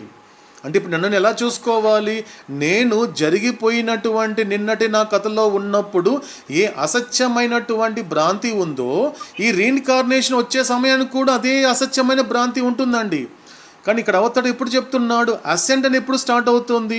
నువ్వు ఆధ్యాత్మిక మార్గం మొదలు పెట్టినప్పుడు భగవంతుడు తప్ప మిగతావన్నీ భ్రాంతి అనేది, నువ్వు భ్రాంతిని కూడా నువ్వు అత్యల్పంగా అల్పమైనదిగా భావిస్తే తప్ప నువ్వు భగవంతుడు సంబంధించిన మార్గాన్ని మొదలు పెట్టలేవు. అక్కడ మొదలవుతుంది రియల్ ఇల్యూషన్. అంటే నిన్నటి నా కథలో ఉన్నటువంటి అబద్ధమైనటువంటి భ్రాంతే రేపటి నా కథ మొదలు పెట్టాను అనుకోండి, అదే అబద్ధమైన భ్రాంతి రేపటి నా కథకు వచ్చేసరికి నిజమైన భ్రాంతిగా తయారవుతోంది అన్నాడు అవుతాడు. ఇది కొద్దిగా అర్థం చేసుకుందామండి, కొద్దిగా కన్ఫ్యూజన్ లేదండి, కొంచెం క్లారిటీ తెచ్చుకుందాం. ఏమీ లేదు, కొద్దిగా ఆ చార్ట్ని పక్కన ఉంటే ఒకవేళ ఎవరికి కూడా మీలో చాలామందికి జర్నీ చేస్తుంటారు కాబట్టి నేను అనుకుంటున్నాను డివైన్ థీమ్ అనేటువంటి, అందుకే నేను ఏం చెప్పటం లేదు. జస్ట్ చార్ట్ నెంబర్ 9లో ఆ 2 పదాలు చూస్తే చాలు. ఒకటి డెసెంట్, రెండోది అసెంట్. ఆ 2 చూస్తే చాలండి. అంటే అసెంట్ అంటే అర్థం ఏంటి అన్నప్పుడు బాగా ఇంకొక మాటలో కొంచెం అర్థం చేసుకోవాలి, ఇంకాస్త తేలిగ్గా అర్థం చేసుకోవాలి. అంటే ఎంతకాలం అయితే వైండింగ్ ప్రాసెస్ అనేది నీ జీవితంలో ఉంటుందో అంతవరకు నీ జీవితంలో అబద్ధమైన భ్రాంతి అనేది ఉంటుంది. వైండింగ్ అంటే ఏంటి? చుట్టుకునే ప్రక్రియ. ఏది కనిపిస్తే చుట్టుకోవడం, ఇది నాది నాది నాది అనుకుంటూ చుట్టుకుంటూ పోయావనుకో, అక్కడ దేని యొక్క ఎఫెక్ట్ నీ లైఫ్ మీద ఉంది అంటే అబద్ధమైనటువంటి ఆ భ్రాంతి యొక్క ప్రభావం నీ జీవితం మీద ఉంది. కానీ నిజమైనటువంటి భ్రాంతి ఎక్కడ మొదలవుతుంది అంటే ఆ విప్పు కూడా మొదలవుతుంది. అంటే ఏంటి ఆ విప్పుకునే ప్రక్రియ అంటే ఏంటి? అన్వైండింగ్ అవుతుంది. ఎందుకంటే నీకు అన్వైండింగ్ అయితే తప్ప సంస్కారాలు తగ్గదు. బాగా గుర్తుపెట్టుకుందామండి, కొంచెం గుర్తిస్తామండి. ఇక్కడ గొప్ప మాట చెప్తున్నాడు అవుతాడు. సాధారణంగా సంస్కారాలకు వచ్చేసరికి ఏం జరుగుతుంది అంటే, ఒక వ్యక్తిని చూస్తున్నప్పుడు ఇది అవగాహన లేకపోవడం వలన ఒక వ్యక్తి బాధపడుతున్నప్పుడు ఆ వ్యక్తి ఇంత బాధపడుతున్నాడు అంటే అతని సంస్కారాలు తగ్గుతోంది అంటారండి. కానీ అవతాడు ఒప్పుకోలేదండి, ఒప్పుకోలేదు ఆ మాట. ఎందుకంటే దీనికి ఒక ప్రూఫ్ ఏంటి అంటే చార్ట్ నెంబర్ 9 కనుక ఒక్కసారి మెడిటేట్ చేస్తే మాట్లాడే మాట కరెక్ట్ కాదని తెలుస్తుందండి. అంటే ఏంటి అర్థము? జరిగిపోయిన నిన్నటి నా కథలో నేను ఏం చేశాను? ఆ సంస్కారాలు పెంచుకోవడం అనేది ఎక్కడ జరిగింది? కేవలము నిన్నటి నా కథ అయినటువంటి ఎవల్యూషన్ ప్రాసెస్లో మాత్రమే ఆ ఇంక్రీజింగ్ ఆఫ్ సంస్కారాస్ అనేది ఉంది. ఇకపోతే రేపటి నా కథకు వచ్చేసరికి మాత్రము ఆ సంస్కారాలు తగ్గడం ఉంటుంది. అంటే సంస్కారాలు తగ్గడం అనేది రీఇన్కార్నేషన్లో ఉండదు, కానీ రియలైజేషన్ ప్రాసెస్లో మాత్రమే ఉంటుంది. కానీ ఇప్పటి నా కథ సంగతి ఏంటి అంటే నువ్వు పోగు చేసుకున్న సంస్కారాలని ఖర్చు పెట్టుకోకుండా కొత్త వాటిని ప్రోగు చేసుకోవడం అనేది ప్రక్రియ మాత్రమే రీఇన్కార్నేషన్లో ఉంటుంది తప్ప పెంచుకోవడం అనేది ఉండదు, తగ్గించుకోవడం అనేది ఉండదు. అంటే రియల్ ఇల్యూషన్లోకి వెళ్ళాలి అంటే ఏం చెయ్యాలి అంటే నీ లైఫ్లో అన్వైండింగ్ ప్రాసెస్ స్టార్ట్ అయిన తర్వాత ఏం జరుగుతుందంటే సంస్కారాస్ అనేది డిక్రీజ్ అవ్వడం మొదలవుతుంది, సంస్కారాలు తగ్గుతుంది. అప్పుడు నీ మీద ఎటువంటి ప్రభావం ఉంటుంది అంటే ఆ నిజమైన భ్రాంతి అనేది నీ మీద ప్రభావం ఉంటుంది. ఎందుకు బాబా రియల్ ఇల్యూషన్ అనే పదం ఎందుకు వాడాడు అంటే నువ్వు అక్కడ మాత్రమే ఆ రియల్ ఇల్యూషన్ ఏ ప్రభావం అయితే నీ మీద ఉందో నువ్వు ఆ ఇల్యూషన్ గురించి తెలుసుకునేటువంటి క్యాపబిలిటీ నీకు అప్పుడు ఉంటుంది. నేను రాతిగా ఉన్నప్పుడు, జంతువుగా ఉన్నప్పుడు ఎంత ప్రయత్నించినా ఇది భ్రాంతి అని తెలుసుకునే అవకాశం నాకు అక్కడ లేదు. ఎందుకంటే పూర్తి చైతన్యం అనేది నాకు ఇంకా అక్కడ పూర్తిగా వికసించలేదు అక్కడ. అందుకే అక్కడ అబద్ధంగానే ఉండిపోయింది. కానీ ఇక్కడికి వచ్చేసరికి నిజమైన భ్రాంతి ఉంది అంటే మనిషికి అవకాశం ఉంది, మనిషి గుర్తించవచ్చు ఇది భ్రాంతి. నేను ఏదైతే కోరుకుంటున్నానో, ప్రాపంచిక విషయాలు ఏదైతే కోరుకుంటున్నానో ఇదంతా భ్రాంతి, ఒక భగవంతుడు తప్ప మిగతావన్నీ భ్రాంతి అని నిర్భయంతో కూడిన నిర్ణయానికి రానంత వరకు నీ జీవితంలో అన్వైండింగ్ ప్రాసెస్ అనేది జరగదు. అన్వైండింగ్ ప్రాసెస్ జరగనంత వరకు సంస్కారాలు తగ్గదు. సంస్కారాలు తగ్గనంత వరకు నిజమైనటువంటి భ్రాంతి నీ మీద ప్రభావం చూపించదు అని అడుగుతాడు. కాబట్టి కొంచెం ఎక్స్ప్లెనేషన్ అండి, కొద్దిగా క్లారిటీ తెచ్చుకునే ప్రయత్నం చేస్తాం అవుతాడు చెప్పినటువంటి మాటకి. సో ఇంకా మనకి కంక్లూడ్ చేస్తే ఏమంటున్నాడు అవుతాడు. సో కాబట్టి మొదటి దానిని అసత్యమైన భ్రాంతి అని, ఆ తర్వాత వచ్చేటువంటి రెండవ దానిని యథార్థమైన అంటే నిజమైన భ్రాంతి అని అనవచ్చు. ఈ రెండిటి మధ్య తీవ్రమైన వ్యత్యాసం ఉన్నప్పటికీ కూడా ఈ రెండు భ్రాంతులే. ఈ రెండింటి మధ్య తీవ్రమైనటువంటి వ్యత్యాసాలు ఉన్నాయి, డిఫరెన్స్ అనేది ఉంది. అయినప్పటికీ కూడా ఎంత ఫాల్స్ ఇల్యూషన్ అయినా, ఎంత రియల్ ఇల్యూషన్ అయినా కూడా ఇల్యూషనే, భ్రాంతే. ఎందుకంటే భగవంతుడు ఒక్కడే సత్యము, God alone is the only reality అని అవుతాడు మనకి ఈరోజు అందించినటువంటి ఈ మాటల్ని ఈ యొక్క పేరాతో కంక్లూడ్ చేస్తున్నాడు. కాబట్టి అవుతాడు ఇంకా చెప్పబోయేటువంటి కొన్ని గొప్ప విషయాల్ని, అమోఘమైన వాక్యాలని కూడా తర్వాత మెహరోపాసనంలో శ్రద్ధగా ఆలకించే ప్రయత్నం చేద్దామండి. శాశ్వత ప్రీతమ అవతార్ మెహర్ బాబా కీ జై. ఓకేనండి. సో ఏదైనా కంక్లూషన్స్ ఉన్నాయండి? Sorry, clarifications. జయమేరు నర్మదా గారు. ఈ రియల్ ఇల్యూషన్ అన్నది ఇంకా అర్థం కాలేదు నాకు.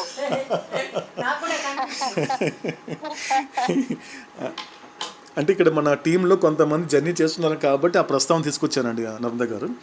అంటే అది ఒక్కటే అండి, దాని గురించి తెలుసుకుందామండి. నెక్స్ట్ ముందు వచ్చే కొద్దీ మన నెక్స్ట్ మెహరోపాసనం దాని గురించి ఉంటుంది. అంటే ప్రస్తుతానికి మాత్రము ఆ చాట్ నెంబర్ 9 మీరు ఒకసారి ఓపెన్ చేస్తే దాంట్లో ఉంటుందండి. ఒక్కసారి మీరు ఓపెన్ చేయండి. Chart number 9. So chart number 9లో ఓపెన్ చేసి మీకు క్లుప్తంగా తెలుసుకోవచ్చు అండి. దాని గురించి నేను ప్రస్తుతం డెప్త్కి వెళ్ళటం లేదు. సో దాంట్లో మీరు చాట్ నెంబర్ 9 ఓపెన్ చేస్తే మీకు అక్కడ పైన కనిపిస్తుందండి. పైన మీకు ఒక డెసెంట్ అనే పదం కనిపిస్తుంది. పైన కొంచెం చూసారంటే డెసెంట్ ఉంటుందండి. దానిని అవుతాడు ఫాల్స్ ఇల్యూషన్ అన్నాడండి. డెసెంట్ అంటే ఏమవుతుందంటే మీరు అక్కడ అబ్జర్వ్ చేస్తే స్టోన్ టు మీకు యానిమల్ దాకా కంప్లీట్గా అవన్నీ కూడా డెసెంట్లో ఉంటుందండి. డెసెంట్ ఉంటుంది అంటే అక్కడ ఏంటి అన్నప్పుడు అక్కడ స్టోన్ నుంచి యానిమల్ దాకా అక్కడ జరిగే ప్రతి ప్రక్రియ కూడా అంటే ఎవరి ప్రభావము వాళ్ళందరి మీద ఉంటుంది అంటే ఆ యొక్క ఫాల్స్ ఇల్యూషన్ యొక్క ఎఫెక్ట్ అనేది కూడా స్టోన్ నుంచి యానిమల్ దాకా ఉంటుందండి. సార్ జస్ట్ అది చూస్తే చాలు. అది చూస్తే తర్వాత ఏం జరుగుతుంది అంటే మీరు రీఇన్కార్నేషన్ దాటిన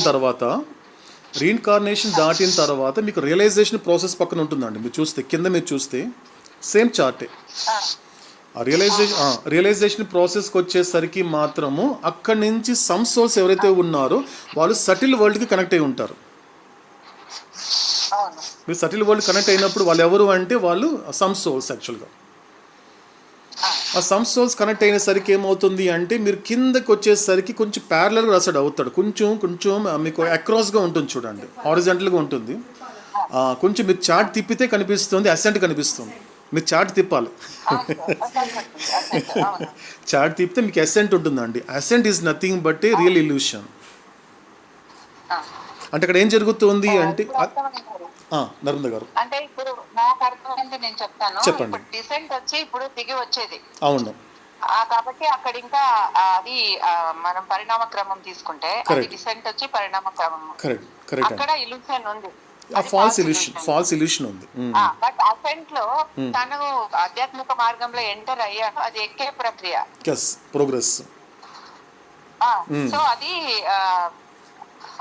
ఇది కూడా ఇల్యూషనే, కానీ అది రియల్ ఇల్యూషన్. దట్స్ ఇట్ అంతే. ఓకే, జస్ట్ అర్థమైంది. ప్రస్తుతానికి ఈ రెండు అర్థం చేసుకుంటే చాలు నర్మద గారు. ఇంకొంచెం ఇంకా డెప్త్కి మనం వెళ్ళే కొద్దీ మనకి అవతారు తీసుకెళ్తాడు. ప్రస్తుతానికి ఈ క్లారిఫికేషన్ ఉంటే చాలు. జై బాబా. ఓకే, జై మేరు. ఇంకెవరేనండి? ఓకేనండి. సో నెక్స్ట్ ఇంకెవరు ఉన్నారండి క్లారిఫికేషన్స్? నెక్స్ట్ ఇంకెవరైనా?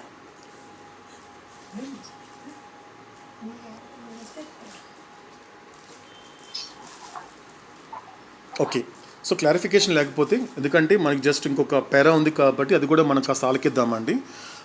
సో దానిని మనము ఆంజనేయులు తర్వాత రజనీ గారి ద్వారా ఆలకిద్దామండి. నెక్స్ట్ పేరాలు అవుతాడు ఏం చెప్తున్నాడు జస్ట్ ఆలకిద్దాము. దాని గురించిన వివరణ అనేది కూడా తర్వాత మెహరోపాసనంలో మనం దాని గురించి కూడా ఆలకించే ప్రయత్నం చేద్దామండి. ఎస్ ఆంజనేయులు. శాశ్వత ప్రేతం ఉదార్ మెహర్ బాబా కీ జై. When knowledge is gained, ignorance is banished. But for ignorance to go, knowledge must be gained. On the one hand, God and the faculty of man to see and become God are always there. God are always there. On the other hand, truth remains hidden from man until he actually arrives upon the path or realizes God. This apart phenomenon is due to two different factors: man's ignorance of truth and the fact that truth is behind the faculty of reason and far above the sphere of intellect. The fact remains that man has become God, and man can become God for the simple reason that knowingly or unknowingly man is God only so long as man's ignorance thus will there seem to be no end to the plural diversity of illusory things. When divine knowledge is gained, he realizes that there is no end to the indivisible oneness of God. Under the illusion of cosmic duality, the apparent separation between man and God is invariably referred to by masters in terms of the intervened way under curtain of his who has a perfect master as well as a great poet says, Miyane Asi O Mashuk Hij Hayal Nees Tu Kut he has a Kudi of his as Miyan Barkis. There is no barrier between the lover and beloved of his. Lift yourself aside. You are yourself the covering over self. Kabir referring to the removal of the seven folds of the veil says, Tere घनघट के पटखोल तुझे राम मिलेगा. Open the folds of your veil and you shall find God. Note in the sense of wisdom rather than of worldly knowledge. Eternal beloved avatar, Meher Baba ki jai. Shweta Pritam avatar, Meher Baba. జ్ఞానాన్ని పొందినప్పుడు అజ్ఞానం తొలగిపోతుంది. కానీ అజ్ఞానం పోవాలంటే ఒకవైపు భగవంతుడు మరియు భగవంతుడిని దర్శించి భగవంతునిలో ఐక్యం కాగలం మనం కాగలం మానవుతం సామర్థ్యం మానవుని సామర్థ్యం ఎల్లప్పుడూ ఉంటాయి. మరొక వైపు మానవుడు మార్గంలో నిజంగా అడుగు పెట్టే వరకు లేక భగవంతుని భావం పొందే వరకు సత్యం అనేది మానవునికి మరుగనపై ఉంటుంది. కనిపించేది ఈ విపరీత పరిస్థితి రెండు కారణాలు ఉన్నాయి. సత్యాన్ని గురించిన అజ్ఞానం సత్యం తర్కం యొక్క సామర్థ్యానికి అద్భుతంగా పరిధికి చాలా చాలా ఆవల ఉంటుందనే వాస్తవం. మానవుడు భగవంతుడైనాడు మరియు మానవుడు భగవంతుడు కాగలడు అనేది చెక్కు చెదరని వాస్తవం. దీనికి అసలు కారణం తెలిసి గాని తెలియక గాని మానవుడు భగవంతుడే కాబట్టి మానవుని అజ్ఞానం కొనసాగినంత వరకు మాత్రమే భ్రాంతిమయ వస్తువుల యొక్క అనేకత్వంతో కూడిన భిన్నత్వానికి అంతం లేనట్టుగా అనిపిస్తుంది. దైవీ జ్ఞానాన్ని పొందినప్పుడు భగవంతుని అవిభాజ్యమైన ఏకత్వానికి అంతం ఉండదు అని అతడు అనుభవంతో తెలుసుకుంటాడు. విశ్వద్వంద్వం యొక్క ప్రకృతి వలన మానవునికి భగవంతునికి మధ్య ఏర్పాటు ఉన్నట్లు కనిపిస్తుంది. పరిపూర్ణ గురువులు దీనినే ఈ రెండింటి నడుమ ఉన్న ముసుగు మరియు తెర అని ఎప్పుడూ సంబోధిస్తారు. పరిపూర్ణ గురువు అలాగే గొప్ప కవి అయిన హఫీజ్ ఇలా అంటాడు: మియానే అసిక్ ఓ మాసుక్ హిస్ అయాల్ నిస్త్ తు ఖుద్ హిజాబ్ ఏ ఖుదీ హఫీజ్ హజ్ మియాన్ బర్కీస్. ప్రేమికునికి ప్రియతమునికి మధ్య ఎలాంటి అడ్డుగోడ లేదు. ఓ హఫీజ్, నిన్ను నీవు ప్రక్కకు తొలగించుకో. నీ స్వస్వరూపమై ముసుగుగా ఉన్నది నీవే. ముసుగు యొక్క 7 మడతలను తొలగించడం గురించి ప్రస్తావిస్తూ కబీర్ ఇలా అంటాడు: తేరే జుమ్ ఘాట్ కే పట్ కోల్ తుజే రామ్ మిలేగా. నీ ముసుగు యొక్క మడతలను తొలగిస్తే నీవు భగవంతుణ్ణి కనుగొంటావు. ప్రాపంచిక జ్ఞానం కాకుండా వివేకం అనే అర్థంలో వాడబడింది. శాశ్వత ప్రేమ అవతార్ మెహర్ బాబా కీ జై. ఓకేనండి. సో అవతార్ చెప్పినటువంటి మాటలకి ఉన్నటువంటి వివరణ, సో దానికి సంబంధించినటువంటి కొన్ని లోతైన అర్థాలు అనేవి కూడా మనము తర్వాత మెహరోపాసనంలో శ్రద్ధగా ఆలకించే ప్రయత్నం చేద్దాము. సో ఇప్పుడు మనకి షెడ్యూల్ని మనం కంటిన్యూ చేద్దామండి.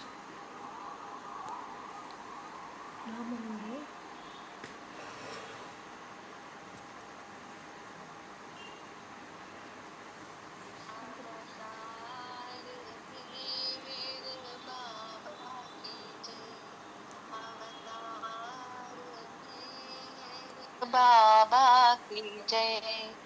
अवतार मेहर बाबा की जय। अवतार मेहर बाबा की जय। अवतार मेहर बाबा की जय। अवतार मेहर बाबा की जय। अवतार मेहर बाबा की जय। अवतार मेहर बाबा की जय। अवतार मेहर बाबा की जय। अवतार मेहर बाबा की जय। अवतार मेहर बाबा की जय। अवतार मेहर बाबा की जय। अवतार मेहर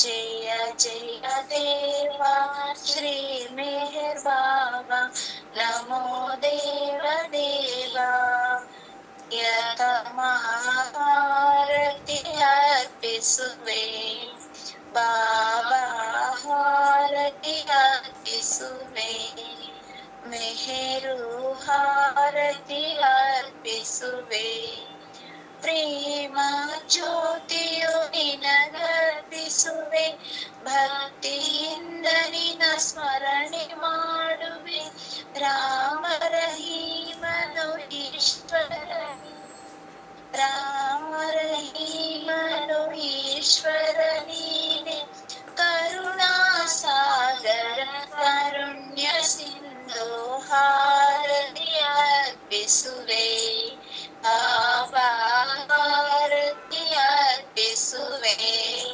ಮೇರು ಹಾರತಿ ಅರ್ಪಿಸುವೆ ಈ ಜೀವನದ ಪ್ರತಿಯೊಂದು ಕ್ಷಣವು ಬಾಬಾ ನಿನಗೆ ಸಮರ್ಪಿಸುವೆ ಹೇ ಅವತಾರಿ ಲೀಲಾಧಾರಿ ಹೇ ಅವತಾರಿ ಲೀಲಾಧಾರಿ ಪಾಲಿಸು ಪಾಲಿಸು ಪ್ರೇಮವತಾನೆ ಹಾರತಿ ಅರ್ಪಿಸುವೆ ಬಾಬಾ ಹಾರತಿ ಅರ್ಪಿಸುವೆ ಮೆಹರು ಹಾರತಿ ಅರ್ಪಿಸುವೆ ಕಾಮ ಕ್ರೋಧಗಳು ನಿನಗರ್ಪಿಸುವೆ ಕಠಿಣ ದೃಷ್ಟಿಯನ್ನು ಹೋಗಲಾಡಿಸು ಹರಿಹರ ಬ್ರಹ್ಮ ಎಲ್ಲ ನೀನೆ ಹರಿಹರ ಬ್ರಹ್ಮ ಎಲ್ಲ ನೀನೆ ಆಪದ್ ಬಾಂಧವ ಅವತಾರ ಮೂರ್ತಿ ಹಾರತಿ ಅರ್ಪಿಸುವೆ ಬಾಬಾ ಹಾರತಿ ಅರ್ಪಿಸುವೆ ಮೇರು ಹಾರತಿ ಅರ್ಪಿಸುವೆ ಜಯ ಜಯ ದೇವಾ ಶ್ರೀ ಮೆಹರ್ ಬಾಬಾ ನಮೋ ದೇವ ದೇವ ಪ್ರಿಯ ಸಮಾರತಿ ಅರ್ಪಿಸುವೆ ಭಾರತಿ ಅರ್ಪಿಸುವೆ ಮೆಹರು ಅರ್ಪಿಸುವೆ ಶಾಶ್ವತ ಪ್ರೀತಮ ಅವತಾರ ಮೆಹರ್ ಬಾಬಾ ಕಿ ಜೈ. ఇప్పుడు 2 నిమిషాల పాటు నిశ్శబ్దం పడుతుంది. శాశ్వత ప్రీతం అవతార్ మెహర్ బాబా కీ జై.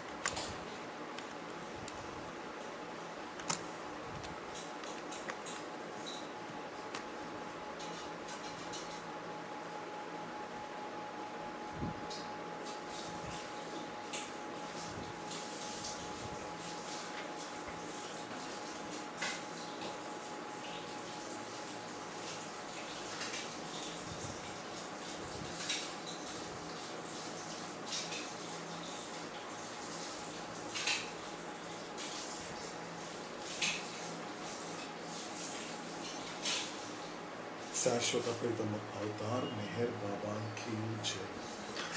ఇదండి ఇప్పటి మెహరోపాసనము. అవతారుడు ఇంకా చెప్పబోయేటువంటి అమోఘమైన అద్భుతమైనటువంటి విషయాల్ని శ్రద్ధతో ఆలకిస్తూ ఆ వాక్యాలకి ఆధీనమవుతూ ఎరుకతో నిత్యంగా నిరంతరాయంగా ఈ మెహరోపాసనమును కొనసాగిస్తూ సహకరించని స్థూల సంస్కారాలని సహకరింపచేసుకునే ప్రయత్నం చేద్దాం. తర్వాత మెహరోపాసనంలో తిరిగి కలుసుకునేంత వరకు ఓ అవతార పురుషుడా, లోకమును కాకుండా నిన్ను అర్థం చేసుకునేలా, లోక సంకల్పమును కాకుండా నీ సంకల్పమును అర్థం చేసుకునేలా నన్ను మలుచు. శాశ్వత ప్రియతమ అవతార్ మెహర్ బాబా కీ జై. శాశ్వత ప్రీతమ అవతార్ మెహర్ బాబా కీ జై. అందరికీ జై మేర్ బాబా.